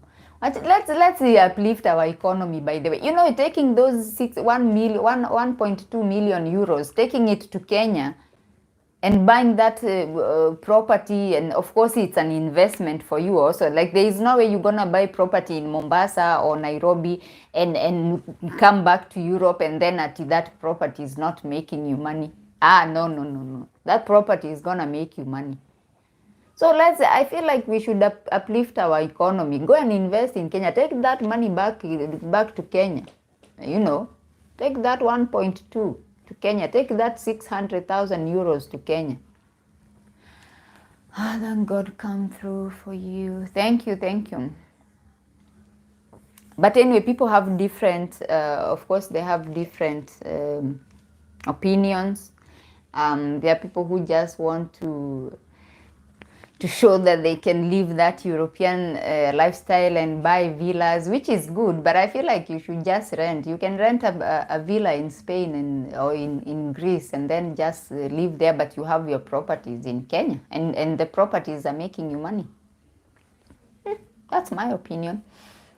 So you guys, thank you so much for coming to my live. You know, I was just sitting there, I was like, why don't I just go on YouTube and answer some questions? Because I've been going through the video, my videos. I've been going through my videos. I've been going through the Lynn Googie video, and I can see your questions there as well. I can see the comments you're leaving there, and I was like, okay, I'm gonna go live, and if some people join and they have questions, I can answer. One of the questions I got was actually the one I just answered about the guy, whether we communicated after, or does he know that that now I have access to travel wherever I want. And well, he actually, before he died, he knew that I had moved to Europe. So yes, he knew that I have access. I can travel anywhere in Europe, anywhere I want. In fact, it's time that restricts me. Otherwise, if I want, even now, if I want to go to France, I want to go to Germany, I want to go to Denmark, Norway, Sweden, all the countries within the EU, I can travel. It's only now UK, since it's out of the European Union, now I need a visa. Like, why did they have to do that? If I want to go to UK, I do need a visa. I need a visa. To go to the US, if I want to go to the US, I can get a 90-day visa. Okay. Canada, the same. It won't be as difficult as me getting a visa while I'm in Kenya, when I was trying to get a visa to go to the US or to go to Canada. So in other words, like, God actually answered my prayer, because I said I can go to America, I can go to Europe if I want to. Now it's only time that I actually don't have. Otherwise, if I wanted to, I can. If I wanted to, I can. And I thank God. I am not bragging or anything. I'm just stating that I'm grateful, and that God actually answered that prayer, because I was just saying, even me, I don't think I believed what I was saying. It's just like, you fight back. You know, yeah, of course I can do it. Yes, but you're not even believing that it's possible, because I was like, okay, I have said it, but I don't know. It's more like there's this Kikuyu song. There's this singer called Jane Muthoni. She sings a Kikuyu song where she says that she used to tell people that God will come and bless her, and then the people used to ask her, where will he pass through coming to bless you? Like, are you not looking at yourself? So for me, I think I was also asking myself, I'm like, okay, how? But I have answered yes, but how? So, but you did, and I thank God. I thank God for that. So, It's only one thing that God withheld from me, and He has a reason for that. And maybe it will happen, maybe it won't. But I am grateful for how far He has brought me. I'm still working hard and trying to make things happen for my life and for my people back home, of course. It's been a struggle a little bit. Um, but we are getting there slowly. We are getting there slowly. The problem is there's another issue we don't talk about, which is very sensitive. And for me, I felt like even during that interview, I couldn't go into that, because if I went into that, oh, you guys, I wouldn't have been able to do that interview.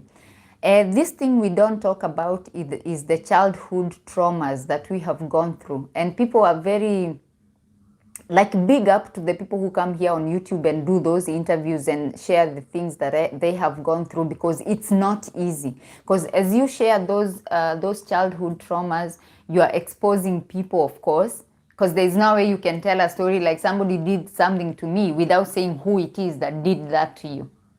You understand my point? So there are so many things that we have gone through, especially those children who grow up without the parents being present, children who grew up at their grandmother's places, and maybe their grandmothers were not well off. There are people who bounce from family member to family member. There are people who take advantage of these children who, unfortunately, they were brought into this world, and then maybe you have wealthy family members that just take those children and exploit them, just take advantage of them and make them work for free in their homes and abuse them, because they know nothing will happen to them if they abuse those children. Like, there are so many things that people have gone through, that make connections and relationships within the family become quite difficult, and especially when you have children maybe who are not even raised together. Because another thing we must talk about here, guys, is the importance of raising children together. Okay, there's this bond that children have when they grow up together. It doesn't even matter whether they share the same mother or the same father, like, it doesn't even matter. But if you raise the children within the household and they grow up together, they tend to have that bond. But if the children grow up, one is growing somewhere else, another one is growing somewhere else, when they grow up and they become adults, to bring those children together and for them to have a connection, it is very difficult. So you find your siblings will do horrible things to you, and then you're like, how can my sibling do this to me? I'm from Linshow and I love you. Thank you so much. I wanted to ask you, I have a friend who is...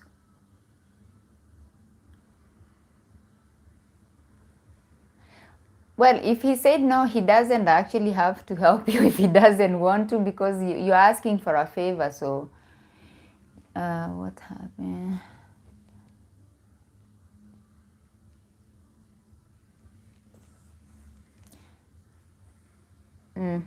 Let me see your comment. How can I get a job in Europe and get to relocate and work there?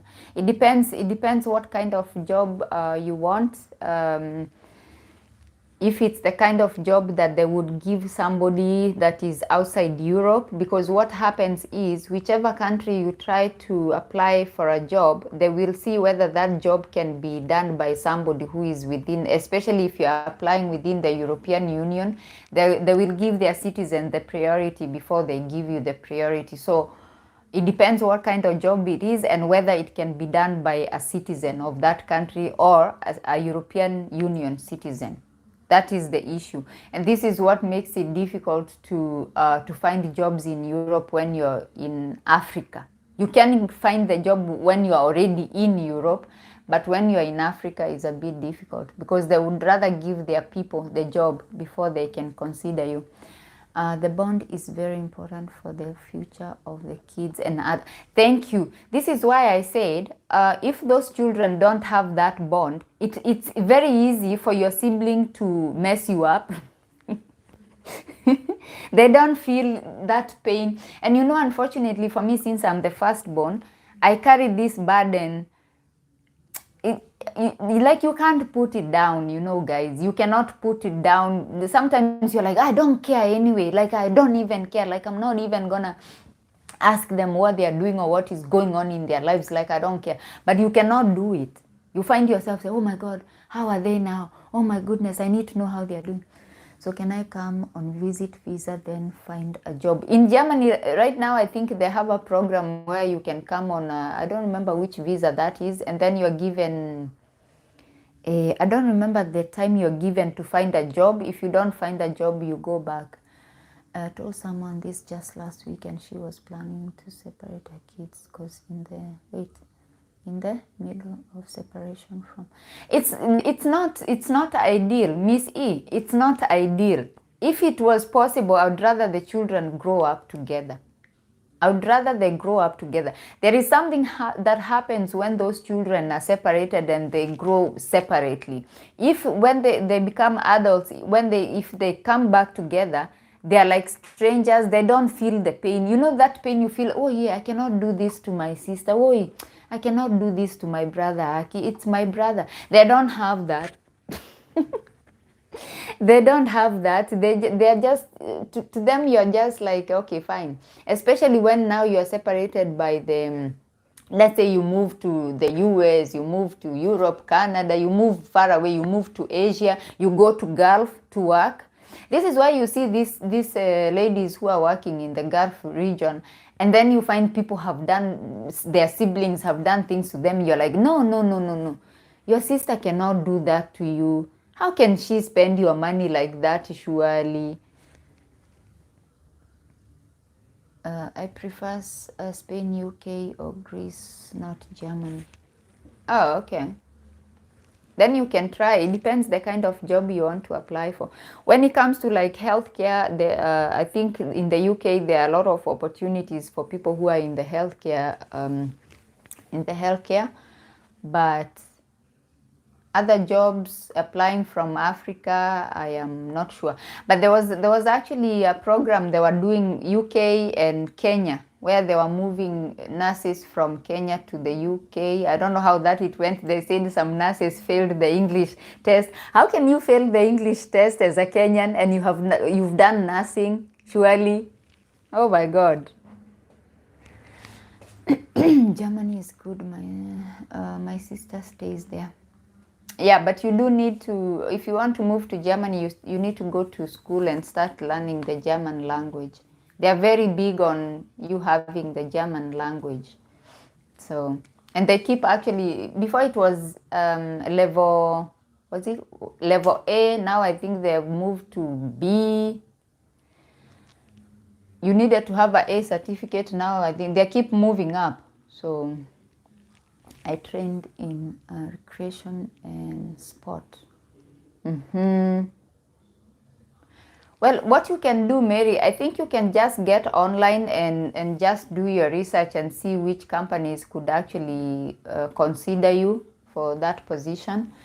A lot of people in the UK and Ireland don't want to work in nursing homes. Yes, that's true. That's true. So I think people who are in the healthcare department, they are very lucky. They can, even if you move to the US, the only problem is actually getting the opportunity to move there. But if you move there, you are able to find a job. You are able to find a job. So, going back to the children, I think if you have children and you're having issues with your baby daddy, you guys, you should decide where the children will be, and they should all be together. Just raise the children together. That bond is very, very important. At least, even as they grow into adulthood, they're gonna be able to take care of each other because they are siblings. But the thing is, when we talk about childhood traumas, if you have children who have grown up in environment where they have gone through a lot of things separately, one went that side, he was traumatized in a different way. Another one went somewhere else, she was traumatized in a different way. Now, those two people, they are just, It's so difficult, guys. It's very difficult. I find it's very difficult. But for me, as I said, I am the firstborn, so I have this burden that I cannot, it's like I cannot put it down, but I try as much as I can to support them and to do whatever I can, but sometimes it's just difficult. Maybe the reason why people fail those tests is because they ask too many what? Okay. A lot of now. I see what you mean. But we as young people, or you as young people, you have this thing. I have seen it with my relatives, my young relatives. You refuse, even as you text, as you send messages, you refuse to use, if you're speaking in English, you refuse to use the English. I think it's good to practice. If you're gonna text somebody in English, then just put it in English. But the thing is, you put with these short codes that you use, you're using codes that that don't make sense. This I feel like you're right. That's why people are actually failing these tests, because you went to school, yes, you passed your English test and everything, but then when it comes to actually using the English, you refuse to use it. You create your own language by yourself. I see in the comments when I go, like, not so much here on YouTube actually, but I see it on TikTok, people leaving comments, and then you read the comment, it's in English. Sometimes they leave comments on videos that are created by non-Africans, so, or even they're created by Africans, but you are leaving the comments in English, and then you read that comment and then you're like, what do you mean? She wanted to take the young one. It's easier for her to handle. I told her, no, take your kids, even if, yes, take your kids with you.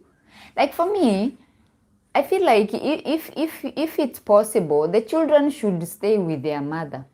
If it's possible. I know sometimes circumstances make it so difficult because, of course, we have our sisters who are working overseas to make money and send money to their kids. But if it was possible, I'd rather the children just stay with their mother. Also, I feel like there are people who, and I appreciate ladies who come on YouTube to give interviews and say they don't want children. I think that is a bold move, and I think that is something that it's very good to accept that if you are to have a baby, you probably won't be a good mom. There's a lady, I saw an interview on one of the YouTube channels. She was doing an interview, and she said, for me, I am a good person. I love children. I'm not saying I don't love children, but I know if I had a baby, I will not be a good mother because I'm selfish. That's what she said. You can find the interview, it's here on YouTube. But I feel like it's good to admit to yourself and not to be pushed by the society that you must have online community, and I don't permit short forms. And good. Thank you, Miss E. It's good to actually accept that you're not going to be a good mom, and you're not going to accept the pressures that come from our society. Oh, you're a woman, you must have a baby, you must have children, or you must get married. It's not everybody who wants to get married, actually. There's a lady I saw on TikTok. She says she never wants to get married. And she's never been married, so you can't say that it's because of trauma. She was married and she divorced, so she's got trauma or things like that. She said, no. I enjoy my freedom. I enjoy my life. I have made a life for myself. I enjoy my peace. And that's it. I never want to get married. There's no way I can trade the life that I have now for getting involved with somebody and living with somebody in the same house. And that is good. Also, admitting that you're probably not going to be a good mom and you don't want children, that is a good thing. And I feel like it's not everybody who should have children, actually. And I know, speaking like this, you're like, how can you talk like that? But the thing is, I am now speaking from my childhood. I'm not speaking from where I am now. I'm actually now speaking from my childhood. I feel like it's not everybody who should be having children. Some people are not actually meant to be mothers. They just had children because of the pressures of the society. You must have children, you must have children. And this whole thing of having children as retirement policy and health insurance policy and all these things. You're having children so because you want them to take care of you when you grow old. So, but then you have children, you don't love them anyway, you don't want anything to do with them, you just want them to grow like wild grass out there, and then once they grow up, you come back. You're like, I gave birth to you. Oh, please. Of course, the dad too, but mother. No, I'm not saying the father is not important in the children's lives. That's not what I'm saying. Of course, in an ideal household, I would like the children to grow up with their father and their mother, to have that security. Like, I don't even care that you don't have material things. Like, if you're gonna struggle, just struggle with your kids. You have the dad, you have the mom, and they're just raising their kids. Even when those kids make it in life, because nobody knows, you don't know your future, nobody knows that kid's future. Like, when I was growing up, guys, they wrote me off. I told you, they even wanted to, because they said, like, why are you leaving? Like, just go away. Like, we don't even want to look at you. But the thing is, you don't know anybody's future. You don't. So treats always so.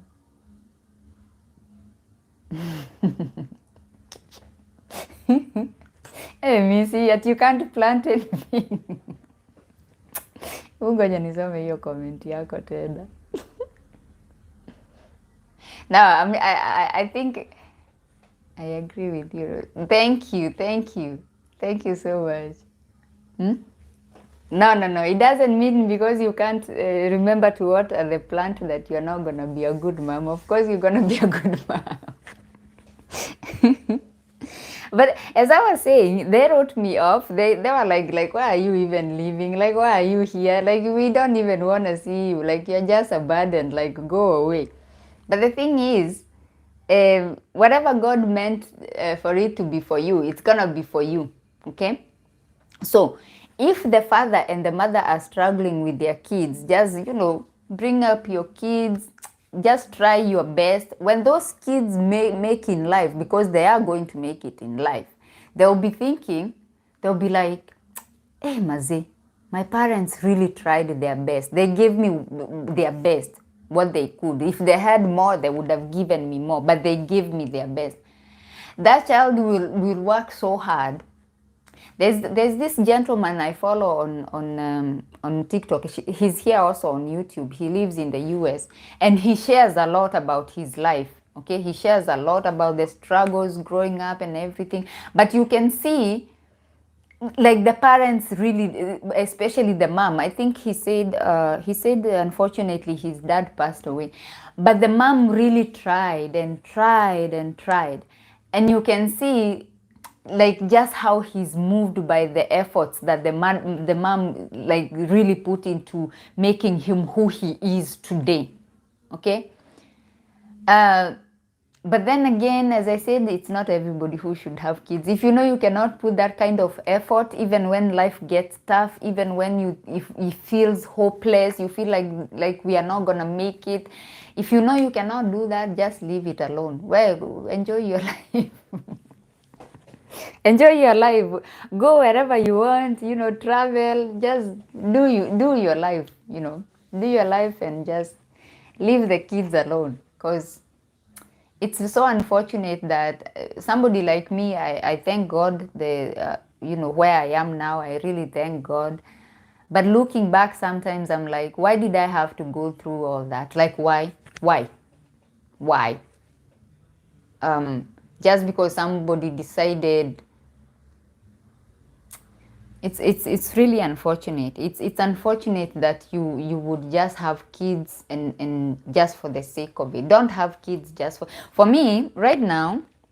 if God was to give me a baby, first of all, I would pray. I would pray so much, because I think I don't know if I mentioned in the video, I would pray so much not to be overprotective, because then you'll make the child's life miserable. Like, the child is not able to do anything because you're so afraid and so overprotective. So what I would do is to just ask God to give me the grace to let the child live their life.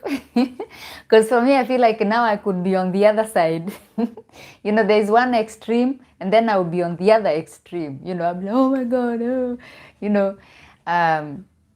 but anyway, I think we have done 2 hours now, 2 hours, 10 minutes. Thank you so much for coming to my live stream today. If you still have questions about that interview, if you have questions about our topic today, which is soft life is a scam. Thank you. Steve agrees with me. Thank you. Whatever can't kill you makes you stronger. Yeah, okay. Makes you stronger, and today we have a strong view. Thank you so much, but thank you so much, but as it is making me stronger, it has also taken away something from me. Okay, we say what doesn't kill you make you stronger. Yes, it does, it makes you stronger, but it takes something away from you as well. Okay, because there are so many things that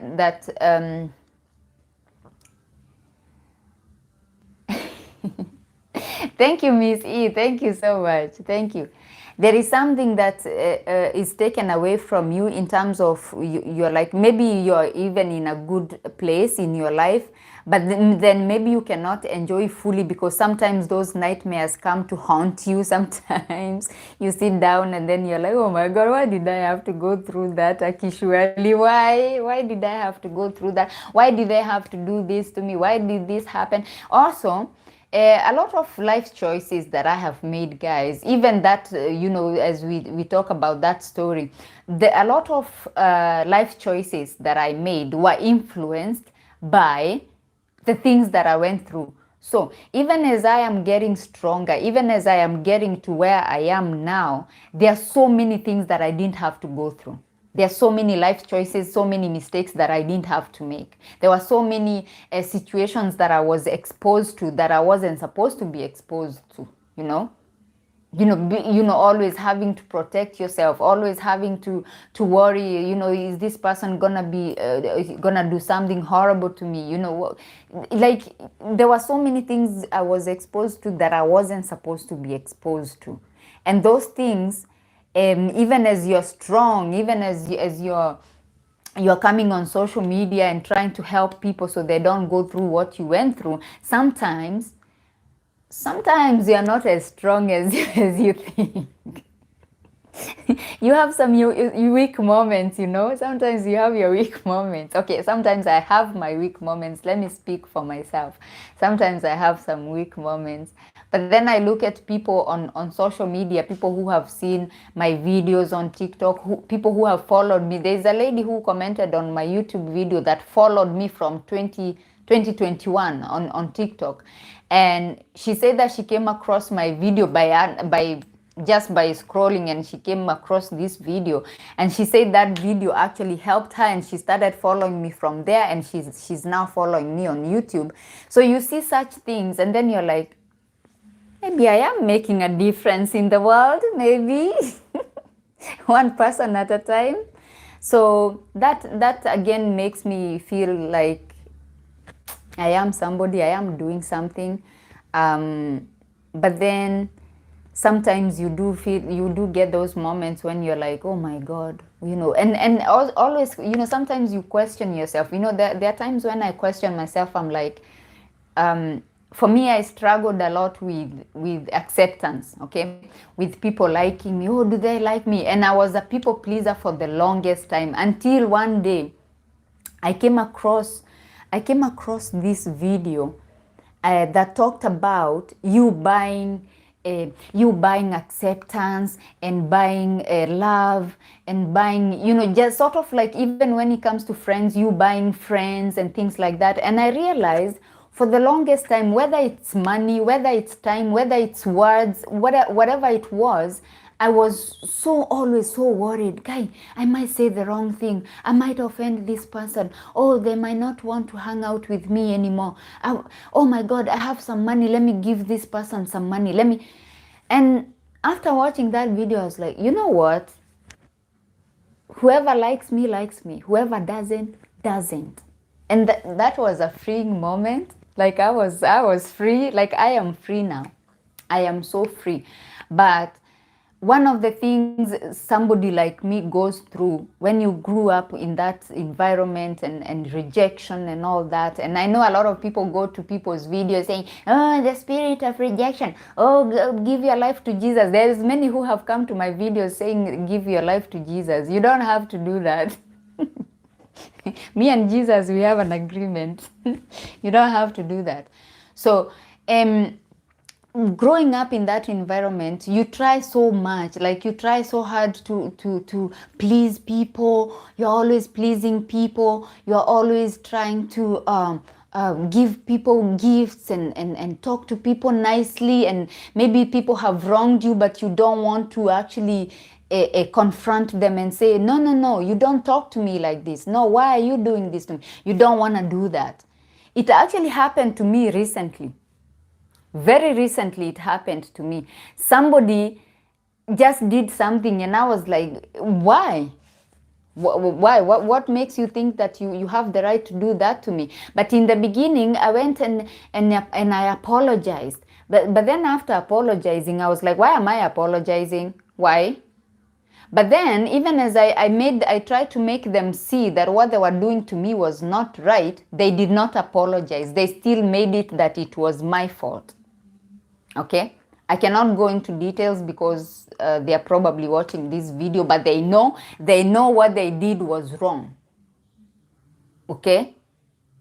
It was something that it was wrong. It was just wrong, and it is wrong, and it is wrong. I was mourning my brother. I had lost my brother, and I was in that state of mind. Since I know they are watching, they know what I'm talking about, and it was wrong. Yes, I apologized, but I shouldn't have been put in that position to apologize because I didn't do anything wrong. And then afterwards, when I raised the issue, when my mind had actually cleared, I raised the issue. I said, no, you shouldn't have done this to me, and you shouldn't have made me apologize because I didn't do anything. They still said that I did something wrong now by raising this issue. This is the problem. You have people in your life who you're not even sure what exactly they want from you or how they actually perceive you. Because if you like somebody, if we are friends, we are friends, okay? And if we are not friends, we are not friends. I don't like pretending. I don't like hiding things. If something goes wrong, I actually come out and say it, but I say it in a polite way, in a friendly way. But it's been a battle for me trying to find that acceptance and try to find genuine people and trying to find, and as I said, after watching that video that I'm talking about, it gave me freedom. Okay, it gave me freedom. And I would Rose, we don't like you. Yes, you do, otherwise you wouldn't be here. I think finding that freedom where you're like, okay, whoever likes me, likes me. If I can make friends, actually, I'm the kind of person who is very easy making friends because I thank God I talk. By the way, talking has saved me a lot. You guys, just talking. I had a friend, she was a quiet person. She was not a talkative person. And I thank God now we have avenues where you can pursue therapy, you can read books, you can access information on the internet, you can do a lot of things, even if you're a quiet person. But this particular lady, she was a very quiet person, and she had gone through these childhood traumas and things like that. But what she had gone through was actually half of what I had gone through. And unfortunately, she's no longer with us, because I feel like the reason why she's no longer with us is because she internalized everything. Okay, everything, because she's not able to just take it out, speak to people. Just she was not able to do that. So me talking, it has saved me. That's why I'm alive today, because I talk. I got a lot of beatings for talking, but it has saved me also. So I am very easy making friends, because I'm not very shy actually.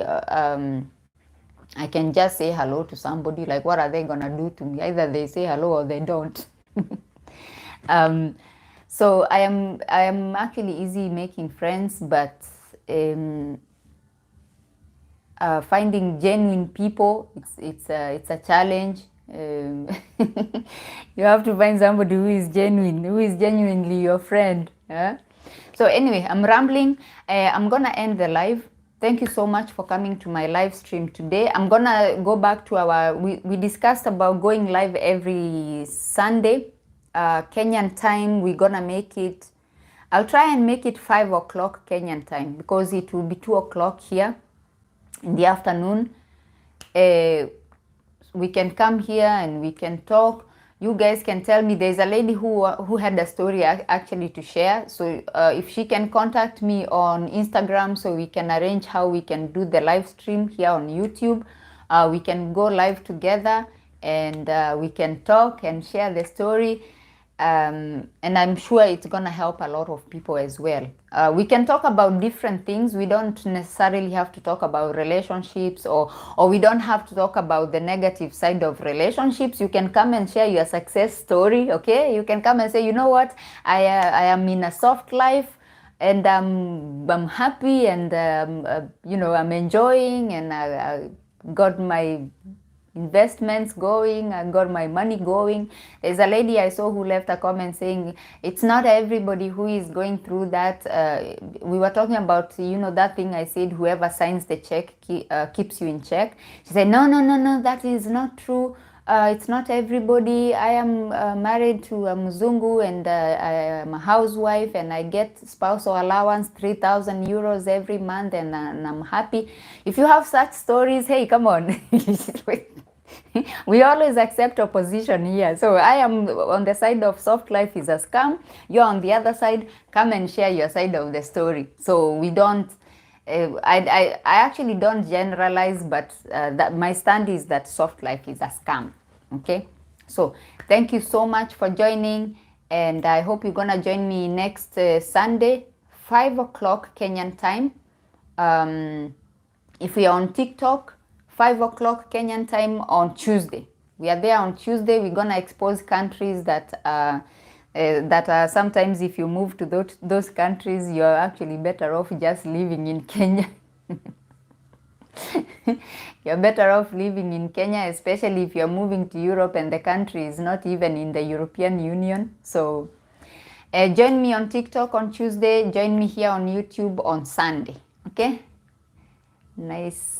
Oh, thank you, Miss E. I highly appreciate you. Do you have a YouTube channel, Miss E? I can also support you. Come and subscribe and leave some comments. We need to also support each other on these YouTube streets. Huh? I always, if somebody shares their YouTube channel, I always subscribe, because people have subscribed to my channel. Why shouldn't I subscribe to their channel? Of course, I will get those numbers up, get to your 1,000 subscribers, get to your 4,000 watch hours, get that YouTube coin. There is also money in the content creation if you're a content creator. So whoever has a YouTube channel, you come here, you say your YouTube channel, we go there, we subscribe. Okay? I have mine too.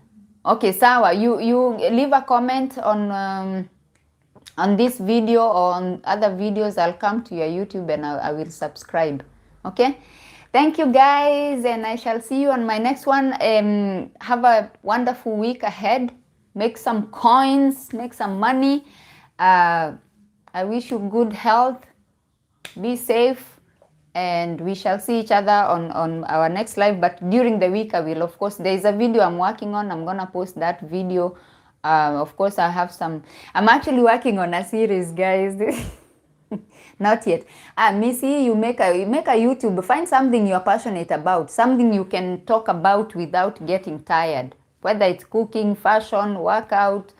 You can even have a lifestyle YouTube channel where you take us through your life and we see what you're up to. I don't do that. I'd rather just sit here and talk to you guys. I'm a bit, okay, I know I said I'm not shy, but I'm a bit shy of recording in the streets, going recording. I don't like recording people. So baby Alexa has a channel. It's a new channel. Okay. I will check for your comment and then I'll come to your YouTube channel. So I'm working on a series, guys. I don't know how it's gonna go, but I'm working on a series that I'm gonna. But that one I want to work from. I want to do it I want to actually break into the short algorithm. So I want to be posting on the shorts here on YouTube, make it into shorts, and keep posting many of them. And then, because I have seen that if you create YouTube shorts and you actually are able to be in the algorithm, it can help you grow your YouTube channel. They can actually bring you a lot of subscribers. So I'm trying to do that. Finished listening to you from Lynn. What a wonderful. Thank you for watching. Make sure you like that video and share it. Let's get it 1 million. I'm so competitive. I want my video to be seen by so many people. Thank you so much, guys, and I will see you on my next one. Have a happy week ahead. Bye.